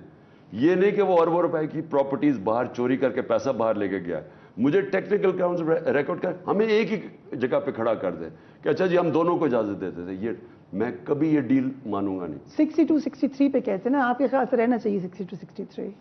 دیکھیں پینما میں انکشاف ہوتا ہے, سب کو پتا تھا ان کے 4 بڑے بڑے لنڈن میں محلات ہیں اربوں روپے کے. پینما میں انکشاف میں مریم کہتی ہے ہمارے ہیں ہی نہیں, سلمان شہباز کہتا ہے ہمارے ہیں ہی نہیں. پینما میں انکشاف ہو جاتا ہے, بیٹا کہتا ہے ہاں جی الحمدللہ, جب سامنے آ جاتا ہے سب ہاں جی ہمارے ہیں, اور مریم ان کی بینیفیشری اونر ہے. اب جب یہ کہہ دیتے ہیں اگلا سوال یہ کہ پیسہ آیا کدھر سے؟ کوئی ایک رسید تو بتا دو کہ آپ کے اربوں روپے کی لنڈن کے سب سے مہنگے علاقے میں یہ 4 محلات ہیں. اس کے علاوہ اس کا بیٹا رہتا ہے کوئی 10 ارب کے گھر میں, وہ جو 1 ہائیڈ پارک ہے, سب سے مہنگی پراپرٹیز ہیں. بتائیں تو صحیح پیسہ آیا کدھر ہے؟ اور بیٹے نے کہا جی میں تو برطانیہ کا شہری ہوں, میں جواب دہی نہیں ہوں. 3 دفعہ ملک کا پرائم منسٹر کے دونوں بیٹے کہتے ہیں ہم برطانیہ کی شہری ہیں. مطلب اس لیے کہ وہ جواب نہیں دے سکتے کہ یہ ان کے پاس پراپرٹیز آئی کدھر سے ہیں. اور اس کے بعد کیا ثبوت آپ کو رہ جاتا ہے کہ ایک رسید نہیں دیتے اور وہ کہتے جی قطری خط کہ قطروں نے ہمیں گفٹ کر دیا. آپ ایز یہ جو توشہ خانہ کیا ہے, ایز پرائم منسٹر آپ کوئی گفٹ نہیں لے سکتے. یہ زرداری کا جو بلاول ہاؤس ہے اربوں روپے کا, یہ بھی نہیں لے سکتا, یہ بھی توشہ خانہ میں جانا چاہیے. مجھے جو گفٹ ملتی تھی گھر آ کے بھی لوگ دیتے تھے نا, مہنگی گفٹ کی بات کر رہا ہوں, یہ نہیں کہ پھلوں کے ٹوکرے, وہ توشہ خانہ میں نے ڈالا تھا. کیونکہ آپ ایز پرائم منسٹر نہیں کوئی گفٹ لے سکتے. ہاں توشہ خانہ میں ڈال کے آپ کو ہے کہ قانون کے مطابق آپ لے سکتے ہیں اور ٹیکس دے کے, لیکن آپ رکھ نہیں سکتے اپنے پاس. سو یہ کیسے کہہ سکتے کہ 5 لندن کے 4 مہنگے اربوں روپے کے فلیٹ, اور یہ کہیں جی ہمیں قطری نے گفٹ دی, وہ بھی لیٹر فراڈ تھا, کسی نے گفٹ نہیں دی. اصل میں اس نے مریم کے نام پہ یہاں سے پیسہ چوری کر کے اس کے نام پہ فلیٹ لے لیے تھے. اب مجھے بتائیں, اس کے لیے صفائیاں پیش کر رہے ہیں. دنیا میں کہیں, میں چیلنج کرتا ہوں, دنیا کی کسی ڈیموکریسی میں پرائم منسٹر کے اس طرح باہر پراپرٹیز پکڑی جائیں وہ ختم ہو جاتا ہے, وہ جیل میں جاتا ہے. ہمارے یہ سارے بچ جاتے ہیں. شہباز شریف کا 16 ارب روپے, میں پھر سے ریپیٹ کرتا ہوں, 16 ارب روپے کا اوپن اینڈ شٹ کیس تھا اس کے اندر ایف آئی اے. کیسے الیکشن لڑنے دیا؟ ٹرائل ہو رہی تھی. کون سے ملک کے اندر باپ بیٹے کی ٹرائل ہو رہی ہے 16 ارب روپے کے کیس میں؟ ساری دنیا کے اندر الیکشن کمیشن نے کہنا تھا پہلے اپنے آپ کو کلیئر کر کے آؤ پھر آ کے الیکشن لڑو. یہاں ان کو الیکشن لڑ کے پھر کلیئر کروا رہے ہیں, حکومت میں آ کے کیسز ختم کروا رہے ہیں. لیکن نواز شریف صاحب تو تھے جیل میں اور پھر وہ چلے گئے لندن, وہ سازش ہوئی تھی یا ان کا واپس آنا سازش ہوگا؟ نہیں, یہ واپس آنا تو بڑا اچھا واپس آیا, کیونکہ جیل میں پورا اپنا کام ٹائم پورا کرے. لیکن سازش یہ ہے کہ اس کو کلیئر کر کے لے کے آئیں. وہ ان کے ایک ایم این اے نے نہیں کہا کہ نواز شریف کے اوپر کیسز ختم کرو. لیکن آپ نے ایک بڑی بہم خبر دی, آپ نے کہا کہ یہ ڈیل آپ کو قبول ہی نہیں ہے کہ دونوں نہ آئے لوں اور پھر دونوں کو واپس نہ آئے. یہ کوئی ڈیل دے رہا ہے یعنی یہ سازش کا حصہ ہے, اور میں یہ کہہ رہا ہوں یہ کسی صورت ہمیں قبول نہیں ہے. رائٹ. سو خان صاحب, آپ لگ یہ رہا ہے کہ جو معاملات ہیں آپ بتائے بھی جا رہے ہیں کہ یہ سازش ہوگی, لوگ بھی آپ کے ساتھ ہیں, لیکن الیکشن تو نہیں ہوئے جس وقت آپ مانگ رہے تھے. آپ نے اس وقت الیکشن کال کیے تھے. آگے ٹائم بائے ہوتا جا رہا ہے, گورنمنٹ کو لیجیٹمیسی ملے گی, تو آپ کے خیال سے آپ پوری سپورٹ کے ساتھ پورے جلسوں کے باوجود بھی اینڈ گیم میں وہ اچیو نہیں کر سکے جو آپ چاہتے تھے؟ نہیں, اینڈ گیم کدھر ہے؟ دیکھیں فریہ, دیکھیں پولیٹیکل پارٹی جو ہوتی ہے نا, اس کی اسٹرینتھ ہوتی ہے عوام. جب تک اس کے ساتھ عوام ہے اور عوام اس کے ساتھ نکلتی ہے, جب کال دو عوام نکلاتی ہے. ایک کال دیتے ہیں خود ہی لوگ سارے ملک کے شہروں کے باہر آ جاتے ہیں. اس دن پتہ نہیں 40 شہروں کے اندر سیٹرڈے کو 50 شہروں کے اندر لوگوں نے ہمارے ساتھ پاکستان کا قومی ترانہ گایا. کبھی ہوا پاکستان کی تعریف میں؟ تو ہمیں تو فائدہ ہے, کیونکہ لوگ سب کچھ سمجھ بیٹھے ہیں. سوشل میڈیا کا زمانہ ہے, لوگ سارا کچھ سمجھ بیٹھے ہیں کہ کون کیا ہے. یہ چوروں کو لوگ بالکل ایکسیپٹ نہیں کر رہے, نہ باہر کی سازش کو ایکسیپٹ کر رہے ہیں. لوگوں کو شعور ہے, آج ایک بیدار قوم ہے. سو دیکھیں ہم تو گین کر رہے ہیں, جتنی یہ ہمیں ٹائم دیتے رہے ہماری پارٹی کو فائدہ ہوتا جا رہا ہے. میں صرف ملک کے لیے کر رہا ہوں. یہ جس طرف لے کے جا رہے ہیں نا فریہ, یہ ملک کو اتنی تیزی سے نیچے لے کے جا رہے ہیں. دیکھیں انہوں نے کہا یہ آئی ایم ایف سے فیصلہ ہو کیا, $1 ارب مل گیا, اس سے کیا ہوگا؟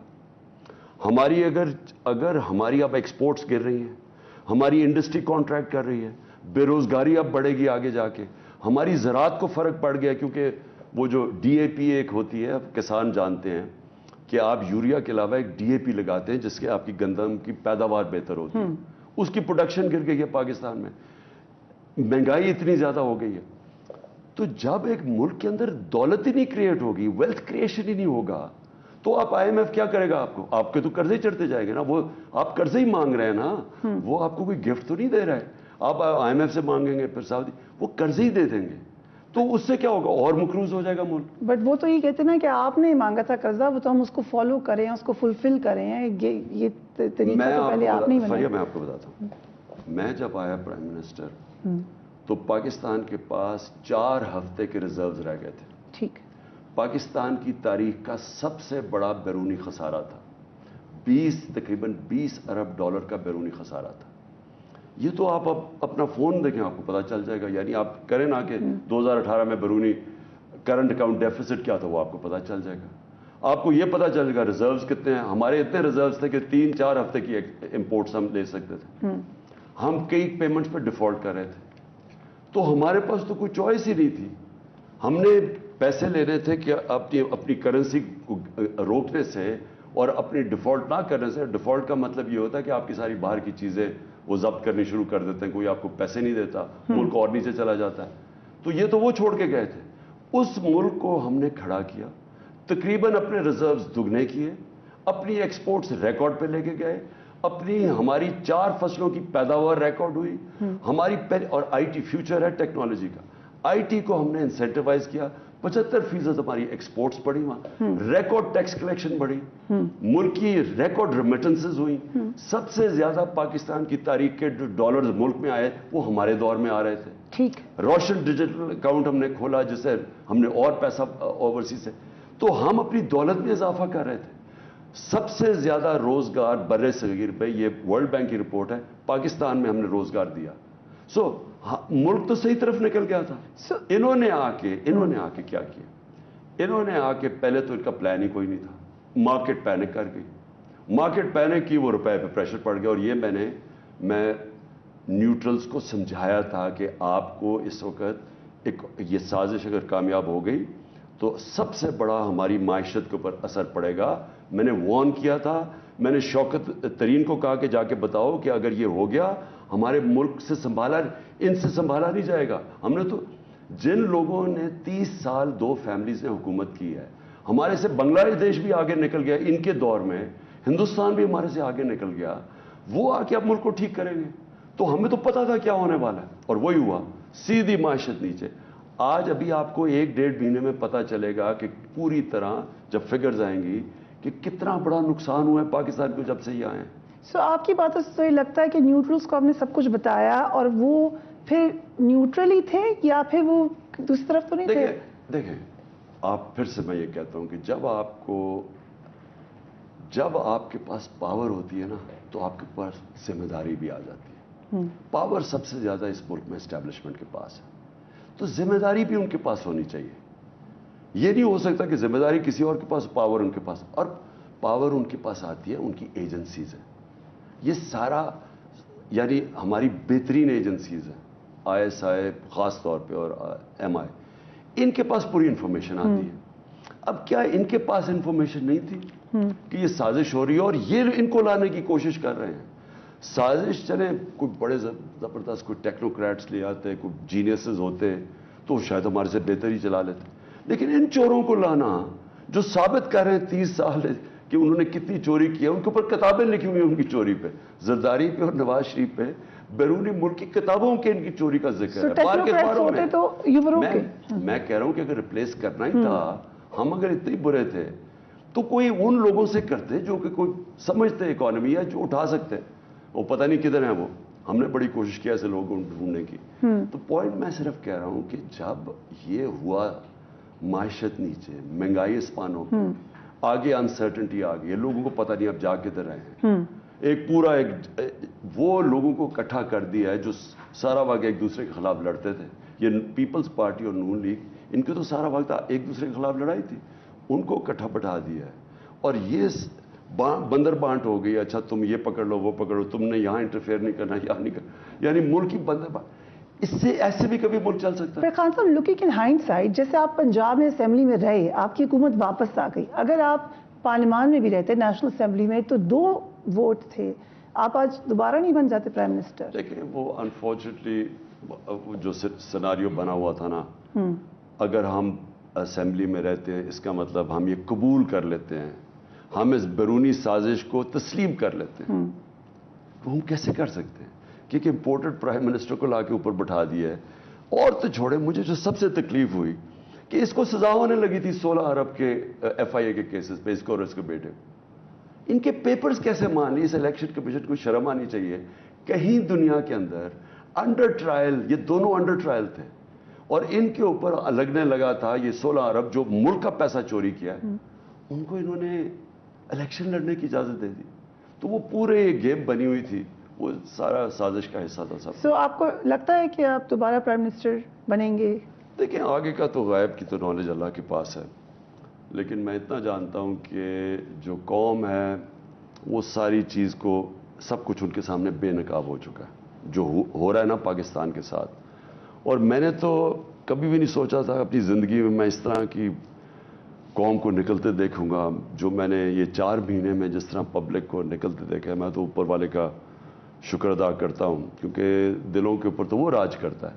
تو کیسے قوم بدلی ہے, یعنی پرائم منسٹر شپ چھوٹی چیز ہے اس کے سامنے. دیکھیں, ایک عوام لوگوں کا ہجوم جب ایک قوم بن جاتی ہے, یہ اس سے بڑا اللہ کرم نہیں کر سکتا ایک قوم پہ. کیونکہ دیکھیں, قومیں ہر قسم کا چیلنج سے نکل سکتی ہیں.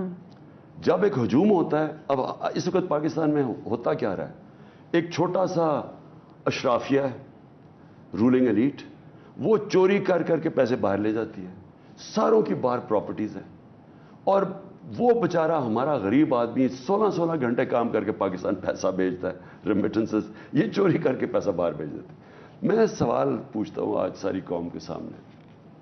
میرا سوال یہ ہے کہ میں اگر ملک میں سیاست کرنا چاہتا ہوں, یعنی ملک کو لیڈ کرنا چاہتا ہوں, کیوں میرے پیسے اور جائیدادیں اور بینک اکاؤنٹس باہر ہیں؟ میں پاکستان سے باہر کیوں اپنے پیسے رکھ؟ میں نے 20 سال باہر کمائی کی, کرکٹ کھیلتا تھا, سب کچھ تھا, بیچ کے آج یہ پاکستان میں لے آیا. کوئی میرا $1 پاکستان سے باہر نہیں ہے, سب کچھ میرا پاکستان. کیوں ہے؟ کیونکہ جب میں نے فیصلہ کیا کہ میں اس ملک کی سیاست میں آؤں گا اور لیڈ کروں گا پاکستان کو, تو میں نے لیڈ بائی ایگزامپل ہے, میں اپنی مثال سے لیڈ کروں. اب یہ بتائیں کہ ہم کہہ رہے ہیں باہر کے لوگوں کو آپ پاکستان پیسہ بھیجیں, ہم اوورسیز پاکستانیز کو کہہ رہے ہیں پاکستان میں سرمایہ کاری کرو, ہم کہہ رہے ہیں اپنی ریمیٹنسز بھیجو, اور اپنا پیسہ ہم باہر رکھ رہے ہیں. ٹھیک, آپ مجھے یہ بتائیں کہ آپ اگر اوورسیز پاکستانی ہیں, آپ کو میں کہہ رہا ہوں آپ پاکستان پیسہ لے کے اور میں اپنا پیسہ باہر بھجوا دوں, وہ بھیجے گا پیسہ؟ سو ایک یہ اتنی بڑی منافقت ہو رہی ہے کہ سارا پیسہ باہر, بچے باہر. یہ کیا, یہ برطانیہ میں پیدا ہوا تھا اس کے بچے, گوال منڈی میں سارے یہ بڑے ہوئے ہیں. گوال منڈی سے ہو کے آج سارا ٹبر بیٹھ کے جا کے لندن سب سے مہنگے علاقے میں. اب کیسے باہر کے ملک کے لوگوں کو آپ کہیں گے کہ جی پاکستان میں آ کے انویسٹمنٹ کرو؟ مسئلہ سارا ڈالرز کا ہے. انویسٹ ہمیں چاہیے باہر سے, ڈالرز چاہیے. یہ ڈالرز باہر بھیج رہے ہیں, یا یہ بھیج رہے ہیں چوری کا پیسہ, یا یہ باہر بھیج رہے ہیں اس لیے کیونکہ ٹیکس کی چوری کرنا چاہتے ہیں, یا یہ لیڈرشپ اس لیے پیسے باہر بھیج رہی ہے کہ ان کو پتہ نہیں ہے کہ پاکستان کا فیوچر کیا ہے. تو اگر پاکستان نیچے جائے گا تو چلے جائے, ہم تو باہر چلے جائیں گے. تینوں چیزیں ڈسکوالیفائی کرتی ہیں leadership. Former prime minister Imran Khan ہمارے ساتھ موجود ہے. وقت ہوا ایک بریک کا, we will be right back.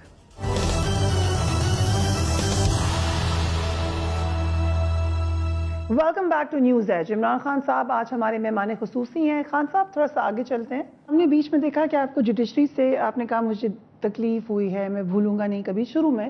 اب جو ہوا ہے اس کے بعد اب جوڈیشری سے مطمئن ہیں؟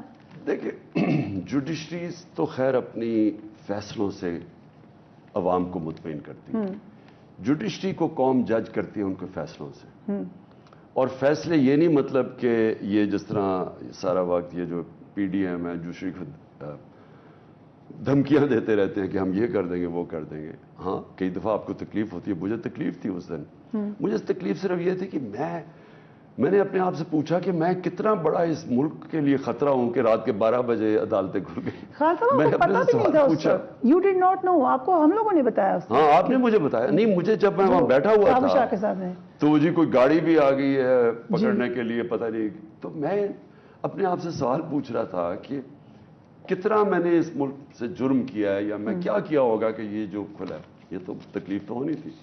لیکن دیکھیں, ہمیں اپنی عدالتوں کو مضبوط کرنا ہے. ایک سازش کا حصہ یہ ہے کہ عدالتوں کو, ججز کو تقسیم کیا جا رہا ہے. تقسیم کیوں کر رہے ہیں؟ فیصلے دینے کے لیے. اپنے جوڈیشری, یعنی انہوں نے ہمیشہ اپنے ججز بنائے ہیں. جسٹس قیوم کو کال کیا, جی یہ فیصلہ کر دو. یہ ان کی ساری تاریخ ہے. ججز کو پلاٹس دے دیا نواز شریف نے 90 کی دہائی میں, وہ جارج ٹاؤن کے پلاٹس پکڑا دیے ان کو خریدنے کے لیے. پھر ان کو کرکٹ بورڈ کا چیئرمین بنا دیے ایک چیف جسٹس کو. یعنی یہ سارا وقت متاثر کرتے ہیں, کیونکہ نواز شریف کا سب سے بڑا خوف یہ ہے کہ اس کے پیسے بچ جائیں. زرداری کا بھی یہ خوف ہے. مجھے کیا خوف ہے, میں کیوں ججز کو اپنا کوئی بناؤں؟ ہم تو چاہتے ہیں کہ مضبوط پاکستان میں جوڈیشری بنے تاکہ عدل اور انصاف ہو. سو آپ نے یہ کہا بھی, I want to warn our nation of an unprecedented crackdown campaign by imported government اور پھر آپ نے کہا media houses journalist who are carrying P T I and my narrative to the public. پھر آپ نے ارشد شریف صاحب صابر شاکر کا ذکر کیا. کل رپورٹ کی عارف حمید بھٹی صاحب نے کہ عثمان بزدار صاحب کے تو کلیئر ہو گئے مقدمے, لیکن عمران ریاض صاحب کے مقدمے ابھی موجود ہیں سارے کے سارے. دیکھیں میں یہی کہہ رہا ہوں کہ میں اب اپنی ہیومن رائٹس آرگنائزیشن ہے یا ایمنسٹی انٹرنیشنل ہے, یہ ہر چیز کے اوپر بات کرتے ہیں. ہمارے اپنے جو اپنے آپ کو لبرل کہتے ہیں, جنہوں نے ہماری اتنی تنقید کی کہ ہمارے ملک میں میڈیا کو کوئی ہم آزاد نہیں کر رہے تھے. آپ کی حکومت میں, ہماری حکومت میں, مجھے بتائیں کہ جو آج میڈیا سے ہو رہا ہے, میں تو مارشل لاز کے اندر بھی اس طرح میڈیا کے اوپر کریک ڈاؤن نہیں دیکھا. مجھے یہ بتائیں ایاز امیر وہ ایک دانشور ہے اس ملک کا, اس سے اوپر ریسپیکٹ ہے اس کی, اس کو جو انہوں نے مارا, سمیع ابراہیم سے جو کیا, اس کو مار پڑوانے کی کوشش کی, عمران ریاض کو جیل میں ڈالا, چھوٹے سے کمرے میں بند کر دیا, صابر شاکر باہر چلا گیا ہے, ارشد شریف باہر چلا گیا ہے ملک چھوڑ کے. جس طرح کا یہ ڈرا رہے ہیں لوگوں کو, یعنی وہ خاور کے اوپر کوئی کیس, گمن کے اوپر کیس کر دیے. کدھر ہے یہ لوگ, یہ کیوں چپ ہیں؟ میں اب پوری کیمپین چلاؤں گا, میں اپنی آزاد میڈیا کے لیے اور اپنے صحافیوں کے لیے میں اب نکلوں گا. میری جو کیمپین ہے اس میں پورے میں اپنی, اور اے آر وائی سے جو کیا, اب جو بھی میں پھر سے ریپیٹ کرتا ہوں, اگر گل نے کچھ کہا بھی تھا وہ اے آر وائی کا کیا قصور تھا, اور ان کے نیوز ایڈیٹر حماد کے جو گھر میں 2 بجے چلے گئے, اس کو اٹھا کے لے گئے. یعنی یہ تو کدھر ہوتا دنیا میں. اس لیے اس کے لیے پوری کیمپین. تو آپ کی کیمپین اس پہ فوکس ہوگی, اب آپ نے یہ کہا یہ بھی ہوگی, اسلام آباد ہائی کورٹ, آزاد عدلیہ کے لیے بھی ہوگی. اسلام آباد ہائی کورٹ میں, اور اسلام آباد ہائی کورٹ پہ ہر کوئی جاتا ہے, وہیں سے ان کو امیدیں ہوتی ہیں. یہ والا کیس جو میڈیا والا تھا, ارشد شریف صاحب موجود تھے, عمران ریاض صاحب, تمام لوگ, انہوں نے بتایا کہ ہم پہ کریک ڈاؤن ہو رہا ہے. تو اس وقت چیف جسٹس نے کہا کہ آپ ایسا کیوں نہیں کرتے کہ جو آپ کی حکومت میں کریک ڈاؤن ہوا ہے وہ بھی لائیں اور ان کو بھی لائیں, ان کو اکٹھا لا کے کریں. یہ بڑا اچھا کہ میں بالکل یہ کہتا ہوں, جو ہماری حکومت میں میڈیا سے وہ پبلک کے سامنے لے کے آئیں, جو بھی میں چیلنج کر بتائیں, مجھے بتائیں کیا سر. متیور جان صاحب کو اٹھا لیا گیا, میں آپ کو افسار عالم صاحب کنہوں نے ان لوگوں کو جو متیور اللہ جان یا کسی سے بھی کیا, میں آپ کو یقین دلاتا ہوں جیسے ہی مجھے پتا چلتا تھا نا ہم اس کو کرتے تھے. اور مجھے پتا ہے میری گورنمنٹ انوالو نہیں تھی, کون تھی میں نہیں کہہ سکتا, لیکن ہم انوالو نہیں تھے, اور جیسے ہی ہمیں پتا چلتا ہم چھڑواتے تھے. اور دوسری چیز, کبھی سوشل میڈیا پہ ایسے ہوا ہم نے صرف کس پہ, جب ہمیں کریک ڈاؤن کس پہ ہوتا تھا, فحاشی کے اوپر, یعنی یہ جو پورنوگرافک مٹیریل آتا تھا. آپ پی ٹی آئی سے پوچھ لیں, کئی دفعہ بڑا گند آتا تھا اس کے اوپر, ہم فیملیز آبجیکٹ کرتی تھی. اور پھر ایک ایسی کیمپین, یعنی فحش قسم کی کیمپین چلاتے تھے اس کے اوپر, فیک نیوز کی, اس کے اوپر. لیکن کبھی اس طرح کا کریک ڈاؤن نہیں تھا. مجھے آج بتائیں کہ گھروں میں گھس کے لوگوں کو اٹھا کے باپ کو پکڑ کے لے گئے, کبھی ایسی کیمپین نہیں چلی. اور میں چاہتا ہوں کہ اسلام آباد ہائی کورٹ کے سامنے سب کچھ رکھا جائے. سو یہ آپ نے کہا کہ اکٹھے ٹیب ہو کے اکٹھے اس کے اوپر کیا ہونا چاہیے. So coming back to cipher, آپ کے خیال سے کبھی اس کی حقیقت پتہ چلی کہ ایک بات ہی کہی جا رہی ہے کہ آپ کو شاید یہ مشورہ ملا ہے کہ لیٹس موو آن, اس کو ختم کرتے ہیں بات کو اور آگے چلتے ہیں. دیکھیں موو آن تو ہم تب کریں کہ ایکنالج تو کریں نا ہوا کیا. دیکھیں سب سے بڑی تو یہ پاکستان کی توہین ہوئی ہے. ایک پاکستان کے ایمبیسڈر کو ایک انڈر سیکرٹری آف اسٹیٹ کہہ رہا ہے کہ اپنے پرائم منسٹر کو اگر نہیں ہٹاؤ گے تو ہم یہ کر دیں گے. یعنی یہ ایک ملک کی توہین ہے. سوچ سکتے ہیں ہندوستان کے کوئی ایمبیسڈر کو کوئی کس کی جرت ہے کہنے کی؟ کسی مجھے ملک بتائیں, چھوٹے چھوٹے ملک, نیوزی لینڈ ہے, چھوٹے ملک ہیں, کیونکہ وہاں ایک قومی غیرت ہے. یہاں ہمیں کہا گیا جی یہ تو ایسے سائفرز آتے رہتے ہیں. جی کس کو ایسے سائفر بھیجتے ہیں؟ کون سا بے غیرت پرائم منسٹر ہے جو اس طرح کا سائفر پڑھ کے چپ کر کے بیٹھ جاتا ہے؟ یعنی ایک شرم, ملک کی توہین ہے کہ پرائم ایک آ کے کہہ رہے جی امریکن انڈر سیکرٹری اس کو ہٹا دو. تو چپ کرنا کیا مطلب؟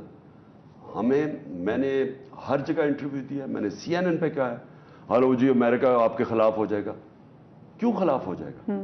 امریکہ کو پتا چلنا چاہیے. 100% وہاں لوگوں کو نہیں پتا کہ یہ ڈونلڈ لو نے کیا کہا. اگر وہاں پتا چلے اور رجیم چینج کا پتا چلے, ان کے ملک کے اندر ریئیکشن ہوگا اس کا. اس لیے وہ چھپانا چاہتے ہیں وہاں, وہ چاہتے ہیں کہ بات زیادہ نہ نکلے. پر آپ نے ایک جلسے میں یہ بھی کہا کہ بائیڈن ایڈمنسٹریشن کا ایشو ہے, اگر وہاں پہ ایڈمنسٹریشن چینج ہوتی ہے تو آپ کے خیال سے معاملات تبدیل ہوں گے, اور خاص طور پہ ابھی آپ کے تعلقات, کیونکہ ہم نے سنا کہ وہاں ایکنالج ہوا ہے تھنک ٹینکس میں کہ آپ ایک پاپولر لیڈر ہیں, آپ کے جلسوں کو وہاں دیکھا جا رہا ہے تھنک ٹینکس میں, دے کلوزلی مانیٹرنگ اٹ. ہمیں پتہ ہے یہاں پہ لوگ آئے جو بڑے خواہش مند تھے آپ سے ملنے کے لیے بھی.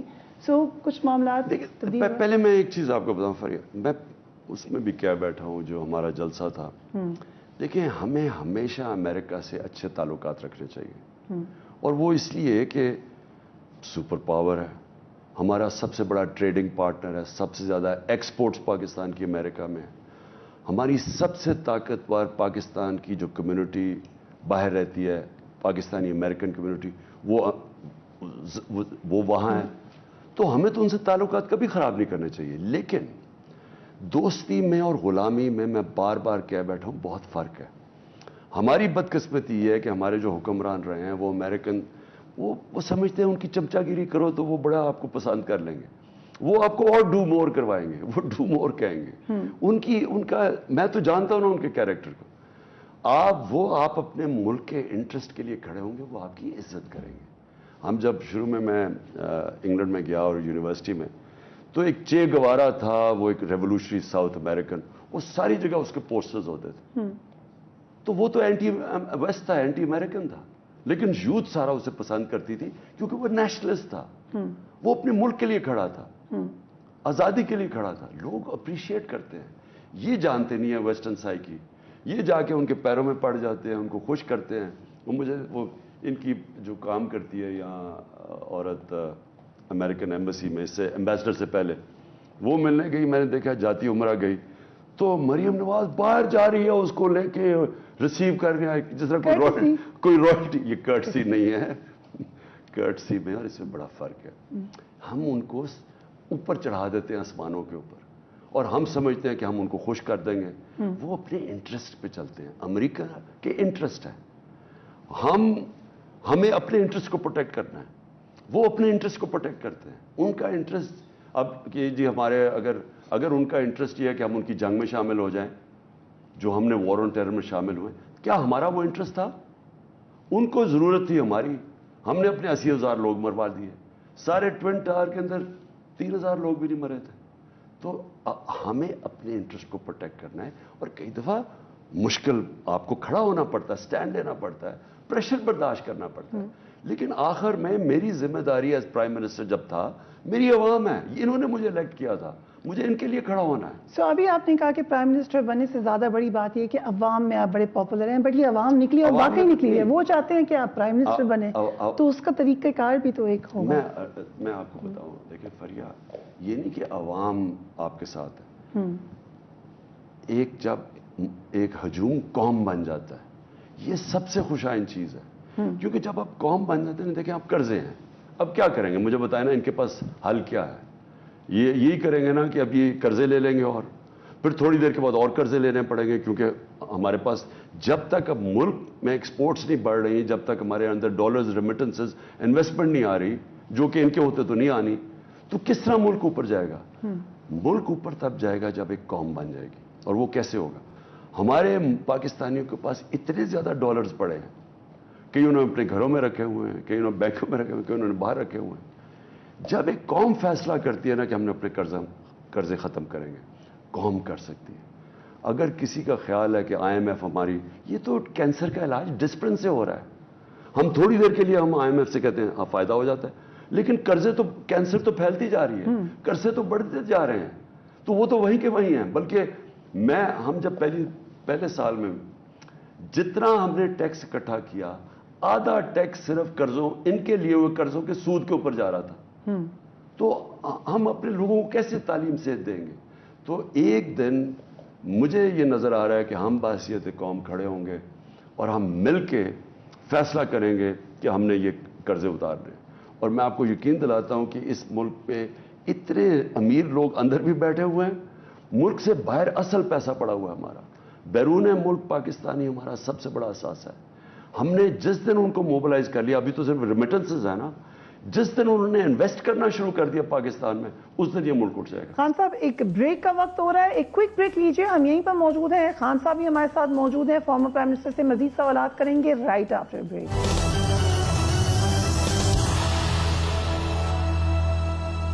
And welcome back to news Edge on GNN. So کیا فرق ہوگا اگر آپ کو سیکنڈ ٹرم ملتی ہے, آپ کی یہ ٹرم تو پوری نہیں ہوئی, if you become prime minister again, کیا فرق کریں گے؟ بہت فرق ہوگا, کیونکہ یہ 3.5 سال میں بہت چیزیں سیکھی. ملک فنکشن کیسے کرتا ہے میں نے اندر سے دیکھ لیا کہ ہماری اداروں کا کیا حالات ہیں, ہم نے کیا کیا شروع میں اصلاحات کرنی ہے. کیونکہ جب ہم آئے تھے وہ اتنے زیادہ مسئلے ایک دم آ گئے کہ ہمیں فائر فائٹنگ ہو رہی تھی, اور آہستہ آہستہ جب تیسرے اور چوتھے سال سمجھنا شروع کیا سسٹم ہمیں ہٹا دیا. اب وہ جو ہم نے پوری تیاری کر رہے ہیں کہ جو ہم نے سبق سیکھے ہیں وہ آتے ساتھ ہی ہم نے پہلے آتے ساتھ ہی کون کون سے قدم اٹھانے ہیں. کیونکہ سب سے امپورٹنٹ ہے جیسے ہی آپ آتے ہیں اگر آپ اپنے مین جو آپ نے اصلاحات کرنی ہے, جو مین آپ کے جو سٹیپس ہیں وہ آتے ساتھ ہی جب آپ اٹھا لیتے ہیں نا تو باقی آپ کے لیے آسانیاں پیدا ہو جاتی ہیں.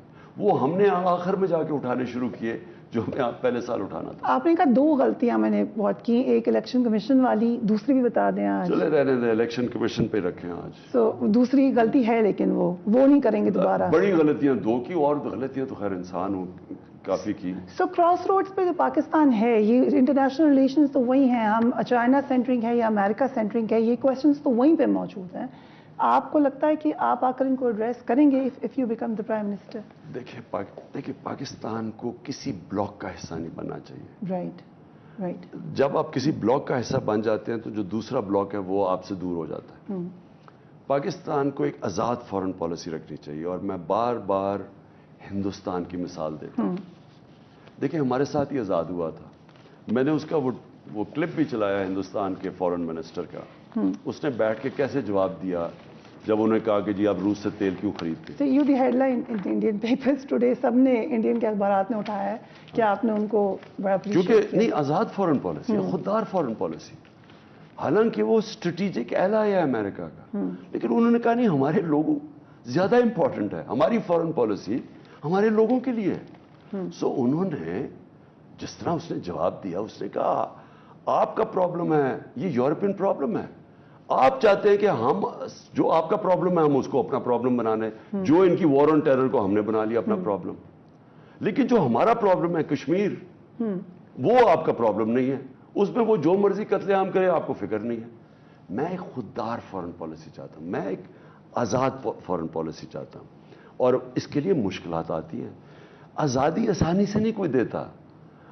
ہمارے جو لوگوں نے قائد اعظم کی جدوجہد تھی اور جو ساری پاکستان موومنٹ تھی اور جو قربانیاں تھیں, لاکھوں لوگوں کی قربانیاں تھیں, لیکن اگر ہم یہ سمجھتے ہیں کہ آج جس طرح کی ہمیں یہ نیو کلونیلزم ہے, یعنی ہمیں اوپر سے جکڑا ہوا چاروں طرف سے, اگر ہم نے آزاد ہونا ہے تو اس کے لیے جدوجہد کرنی ہے, جو میں کہتا ہوں حقیقی آزادی کی جدوجہد ہے, لیکن اس سے ہی ملک کی پرواز اوپر جائے گی.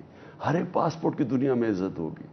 آپ تب ہی ایک اپنا سر فخر سے کہیں گے کہ جی ہاں یہ وہ پاکستان تھا جس کے لیے اتنی جدوجہد ہوئی, اور جو علامہ اقبال کی خواب تھی اس کے لیے مشکل وقت گزارنا پڑے گا. لیکن کبھی ہمیں کسی کی غلامی نہیں کرنی چاہیے, کبھی اپنے ملک لوگوں کو قربان کسی اور ملک کے لیے نہیں کرنا چاہیے جو ہم نے وار آن ٹیرر میں اپنے لوگ مروائے امریکہ کے لیے. اور ہمیں ہر اس ملک سے دوستی کرنی چاہیے جس سے ہماری عوام کو فائدہ ہے. اگر چائنا سے ہمیں فائدہ ہے, اور چائنا سے ہے, چائنا رائزنگ پاور ہے, ہمیں ان سے اپنی تعلقات بہتر سے بہترین کرنے چاہیے. امریکہ کو ہم ایکسپورٹس کریں, ہمیں ان سے اچھے کرنے چاہیے جو ہندوستان کر رہا ہے. ہندوستان چائنا سے بھی تعلقات اس کے اچھے ہیں, وہ امریکہ سے بھی اپنے وہ تو ہم کیوں نہیں کر سکتے. سو 15 اگست ان کا یوم آزادی آج ہے, اور آج ہی طالبان کو بھی 1 سال ہو گیا حکومت میں آئے ہوئے. ریکگنیشن تو نہیں ملی ان کو, آپ نے ان کے لیے وہ ایک فنڈ کا بھی آغاز کیا تھا, اور معاملات وہ کدھر ہیں اس وقت اس پاکستان ود افغانستان؟ دیکھیں ہمیں افغانستان مجھے جو خطرہ ہے نا وہ یہ کہ ہم اگر یہ صحیح ہے جو باہر کے پیپرز میں رپورٹ ہوا کہ ہم نے الاؤ کیا ڈرون اٹیک کو اپنے اوپر سے جانے کے لیے, امریکن ڈرونز, اور جنہوں نے کابل میں اٹیک کیا. ڈینائی کیا پاکستان کے فورن آفس نے. لیکن باہر یہ آیا ہوا ہے اور کابل کے اندر ڈیمونسٹریشنز پاکستان کے خلاف ہوئی اس چیز کے لیے. ہمیں بڑا اپنے ماضی سے سیکھنا چاہیے. ہم نے پوری شرکت کی افغان جہاد میں, بڑا اچھا ہے ان کو آزاد کرنے کے لیے, لیکن امریکہ کا بھی اپنا ایم تھا, انہوں نے سوویت یونین کو کمزور کرنا تھا. ہم نے بڑی بھاری قیمت اٹھائی. 50 لاکھ یہاں ریفیوجیز تھے, مقامی لوگوں کو مسئلے آئے. جب 50 لاکھ آپ کے ملک میں ریفیوجیز آ جاتے ہیں تو مقامی لوگوں کے لیے نوکریاں کم ہو جاتی ہیں, ہر قسم کی مشکل. یورپ میں 3 لاکھ ریفیوجیز آئے ہیں اور وہاں ساری ریسزم شروع ہو گئی پورا, بلکہ ان کی فار رائٹ پارٹیز اوپر آ گئی صرف ریفیوجیز کے اوپر اور ایمیگرنٹس پہ. تو ریفیوجیز آ گئے 50 لاکھ, کلیشنکوف کلچر آ گیا, ہیروئن آ گئی پاکستان میں, سیکٹیرین ملٹزم آ گئی. پہلے کبھی سیکٹیرینزم تو تھی لیکن مسلح تو نہیں تھے لوگ. وہ سارا پاکستان نے وہ برداشت کیا. پھر ہم نے جو دوسری دفعہ ان کے ساتھ گئے, 80,000 ہمارے لوگ قربان, دہشت گردی چاروں طرف, 100 ارب ڈالر سے اوپر ملک کو نقصان ہوا, ہماری اکانومی کو. 400 ڈرون اٹیک کروا دیے. یعنی اس کے بعد اگر ہمیں ابھی تک سمجھ نہیں آئی کہ ہمیں 100 دفعہ سوچنا چاہیے کہ ہاں تھوڑا سا فائدہ ہو جائے گا, کیونکہ تب بھی ہمیں ڈالرز ملے تھے 80 کے دہائی میں, ابھی بھی 20 ارب ڈالر وار آن ٹیرر میں ملے تھے, لیکن نقصان اس سے بہت زیادہ ہوا تھا. تو ہمیں ابھی بھی سوچنا چاہیے کہ ہمیں کسی قسم کی کانفلکٹ کے اندر شرکت نہیں کرنی چاہیے. ہم امن میں شرکت کریں, لیکن ہمیں کبھی اگر مثلاً یہ آگے بڑھ جاتا ہے, وہ اور ڈرون اٹیک کر جاتے ہیں, وہ ہمیں بلیم کرتے ہیں. 2,500 کلومیٹر کا بارڈر ہے ہمارا افغانستان کے ساتھ. سو ایک مایوسی بھی پھیلی ہے پچھلے کچھ عرصے میں, ہم نے دیکھا لوگوں میں یہ آیا ہے شاید خیال کہ معاملہ ٹھیک ہوتے ہوئے نظر نہیں آئیں گے. کچھ آپ اس کو ایڈریس کریں گے؟ پاکستان کا مستقبل کدھر ہے؟ پاکستان کا مستقبل بہت ہی انشاءاللہ عروج پہ ہے, زبردست ہے. اور اس کی وجہ صرف میں ایک چیز کہتا ہوں, لوگوں میں شعور آ گیا. جس طرح پبلک نکل رہی ہے, میں نے کبھی اپنی زندگی میں پاکستان کی پبلک کو اس طرح نہیں نکلتے دیکھا ایشوز کے اوپر. میں نے تقریباً 2 گھنٹے کی تقریر کی, میں نے تو کم کرنی تھی, پلان تو میرا کم تقریر کا تھا یہ سیٹرڈے کو, لیکن میں دیکھ رہا ہوں وہ لوگ ہل ہی نہیں رہے, بلکہ ہلنے کے علاوہ میں دیکھ رہا ہوں کہ اور زیادہ لوگ اندر آ رہے ہیں رات کے 12 بجے کے بعد, اور پھر سارا باہر بھرا ہوا ہے, 50 سینٹرز میں لوگ دیکھ رہے ہیں. تو میں تقریر لمبی بھی کی. خوشائن چیز یہ نہیں ہے کہ وہ میری تقریر سن رہے تھے, خوشائن چیز یہ ہے کہ وہ ایک ایک ایشو کو سمجھتے تھے. جب میں ان کے سامنے کوئی ایشو رکھتا تھا تو کراؤڈ کو ساروں کو شعور تھا اس کا, اور اس پہ سوشل میڈیا کا بہت بڑا ہاتھ ہے. تو کہنے کا مقصد یہ ہے کہ جب ایک قوم جاگ جاتی ہے نا, جو علامہ اقبال نے ان کی شاعری میں سب سے زیادہ کیا وہ کوشش کر رہے تھے کہ سوئے ہوئے مسلمان جاگ جائیں. وہ جو آپ ان کی شاعری پڑھیں, جو خودداری خودی کا کانسیپٹ, جو شاہین کا, یعنی اپنے پرانا شکوہ جواب شکوہ, صرف کوشش تھی مسلمانوں کو جگائیں, کسی طرح بیدار کریں. تو آج میں دیکھ رہا ہوں کہ پہلی دفعہ میں نے زندگی میں اپنی اس طرح کی بیداری دیکھی ہے, اس طرح کی جاگی ہوئی قوم دیکھی ہے. یہ سب سے خوشائن چیز. اگر آج فری اینڈ فیئر الیکشن ہو تو پی ٹی آئی کتنی سیٹیں لے گی؟ پی ٹی آئی سویپ کرے گی انشاءاللہ. آج ہو, کل ہو, مہینے, 3 مہینے, 6 مہینے, سال کے بعد ہو, پی ٹی آئی سویپ کرے گی. اس لیے کہ ان لوگوں کی شکلیں لوگ پہچان بیٹھے ہیں. ایک وجہ یہ جو لوگ میرے ساتھ آئے ہیں وہ ان کی شکلیں دیکھ کے آئے ہیں, یہ 3 اسٹوجز کو دیکھ کے آئے ہیں. سو ٹکٹس کس کو دیں گے؟ یہ آخری سوال ایک بتا دیں, کیونکہ آپ پہ پہلے بھی یہ تنقید ہوتی رہی کہ پھر الیکٹیبلز کو سیٹ دیتے تھے. اب تو آپ کو پورا موقع ملا ہے دیکھنے کا, پرکھنے کا اپنی پارٹی کو. سو اس پورے وی این سی کے بعد کے پیریڈ میں آپ نے اپنی پارٹی میں کیا تبدیلی دیکھی, اپنے پرسیپشن میں کیا تبدیلی؟ میں نے کوشش کروں گا کہ, اور خود ٹکٹس, اس باری میں خود ٹکٹس دوں گا. پہلے میں خود ٹکٹس نہیں دیتا تھا, تھوڑے سے ٹکٹس پہ میرا انٹرفیئرنس ہوتی تھی, باقی میں اور لوگوں کو چھوڑ دیتا تھا. اس باری سارے ٹکٹس میں خود دوں گا. میں نے جو بائی الیکشنز ہوئے ہیں اس میں سارے ٹکٹس میں نے خود انٹرویو کر کے دیے ہیں, اور صرف ایک غلطی میرے سے ہوئی, باقی سارے ٹھیک تھے. تو اس باری میں خود ٹکٹس دوں گا. نمبر 1, میں نے کوشش پوری کروں گا کسی کرپٹ آدمی کو ٹکٹ نہیں دوں گا. جو نون کرپٹ ہوگا نا, میں نے اسے ٹکٹ نہیں دینا. نمبر 2, ہمارا جو فیملی ہے کہ جی رشتہ دار یہ وہ سفارش ہے, میں نے کوئی سفارش, اگر کوئی بھی کسی بھی جتنا بھی اچھا پارٹی کا ممبر اگر اس کا رشتہ دار ٹکٹ لینا چاہتا ہے وہ نہیں کرے گا. اس کے لیے اگر وہ بڑا میرٹ کے اوپر وہ میں خود اس کے اوپر انویسٹیگیٹ کر کے ٹکٹ دوں گا. نہیں تو میں نے کوئی اب فیملی پالیٹکس میں نہیں جانا, میں نے اب اس طرح ٹکٹس نہیں دینے. سو میرٹ کے اوپر ہوگا. میں نے کرپشن کے اگینسٹ اگر کرپٹ آدمی یا الیکٹیبل ہے جو کہیں جی بڑا اچھا ہے, اس کی جگہ مجھے ایک ایسا کوئی صاف ستھرا ایک نوجوان ملتا ہے جو ہمارے نظریے کے ساتھ ہے, میں اس کو ٹکٹ دے دوں گا, بے شک میں ہار جاؤں. لیکن جو میں نے اسمبلی میں اس بار یہ دیکھا تھا نا, جس طرح کی بلیک میلنگ ہوئی, ایل آئیز نے بلیک میل کیا, اتحادیوں نے کیا, اور جو ہر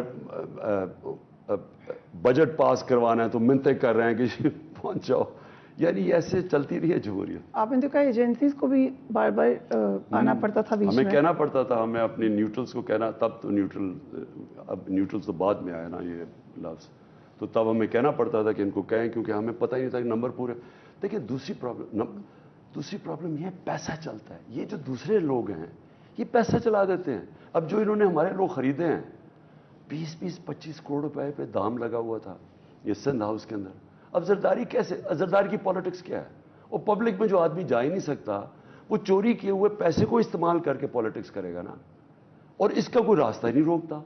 وہ الیکشن کمیشن کو کوئی فکر ہی نہیں ہے کہ وہ جب پکڑا بھی جاتا ہے یوسف رضی کا بیٹا پیسہ دیتے ہوئے, ان کو کوئی فرق ہی نہیں پڑتا. سو یہ جو ہماری اخلاقیات تباہ کی ہے اس پیسے والی پالیٹکس نے, اس سے یہ بہت بڑی وجہ کہ ہمارا ملک اوپر نہیں آیا. میں آپ کو یقین دلاؤں کہ ایسی ہماری اخلاقیات نہیں تھی جب ہم بڑے ہو رہے تھے 60s کے اندر. تو یعنی عوام اس طرح کی کرپشن کو ٹالریٹ نہیں کرتی تھی. چھوٹی چھوٹی کرپشن ہوتی تھی, لیکن جب سے نواز شریف آیا اور یہ زرداری, انہوں نے تو ساری پاکستان کی پالیٹکس ہی تباہ کر کے رکھ دی. ہر چیز کے اوپر پیسہ چلتا ہے. کسی وقت دکھی ہوئے تھے آپ, یو لائک سیڈ جب آپ کی حکومت گئی, کوئی تو وقت ہوگا. مجھے افسوس ہوا تھا کہ یہ جو سازش کامیاب ہوئی. افسوس اس لیے ہوا کہ میں تو اپنے ملک کے لیے کھڑا تھا. میری سے تو کوئی امریکہ سے لڑائی نہیں تھی. شروع ادھر سے ہوئی کہ جی روس چلے گئے. روس میں اپنے ملک کے لیے گیا تھا, کوئی اپنی بزنس کرنے تو نہیں گیا تھا. میرا تو یہ تھا کہ میرے ملک کو سستی گندم مل جائے گی, میرے ملک کو سستا تیل مل جائے گا, اور گیس جو آگے ہماری کم ہوتی جا رہی ہے ہم گیس مل جائے گی. میں تو اس لیے, اور انہوں نے مجھے کہا تھا, کیونکہ میں پوٹن کی ملاقات ہوئی تھی پہلے کوئی سال پہلے, تو ہماری بڑی لمبی بات ہوئی. تو فورن آفس ہی کہتے رہے کہ ہم چاہتے ہیں کہ آپ روس کا ٹرپ کریں. تو میں خود تو نہیں گیا تھا, اور پھر عسکری قیادت بھی چاہتی تھی, ان کو بھی کوئی اختیار کا کوئی تھا وہاں سے, تو میں تو اس لیے گیا تھا. تو اس کو بہانہ بنا کے باہر کی قوت نے اس کو استعمال کیا, اور یہاں اندر لوگ مل کے انہوں نے جو کیا. تو مجھے افسوس یہ ہوا کہ چلیں کسی کو, آج تک تو یہاں حکومتیں کیا ہٹی ہیں, جب حکومت کرتی ہے کرپشن کے اوپر. نواز شریف 2 دفعہ گیا کرپشن پہ, زرداری 2 دفعہ کرپشن پہ گیا. ابھی جو ان کی جو ہم جو آئے ہیں واپس, لوگوں نے ان کو کرپٹ لوگوں کو مسترد کیا. تو یہ تو پہلی حکومت ہے جس کو کرپشن نہیں تھی. یہ ایک فورن پالیسی جو کہ اپنے ملک کے لیے کر رہا ہوں, اس کے اوپر سازش کر کے گرایا گیا. عمران خان صاحب, thank you so much for giving us time. Detail میں خان صاحب نے ہمیں انٹرویو دیا. Do give me your feedback. اپنے گھر والوں کا خیال رکھیے. اللہ حافظ.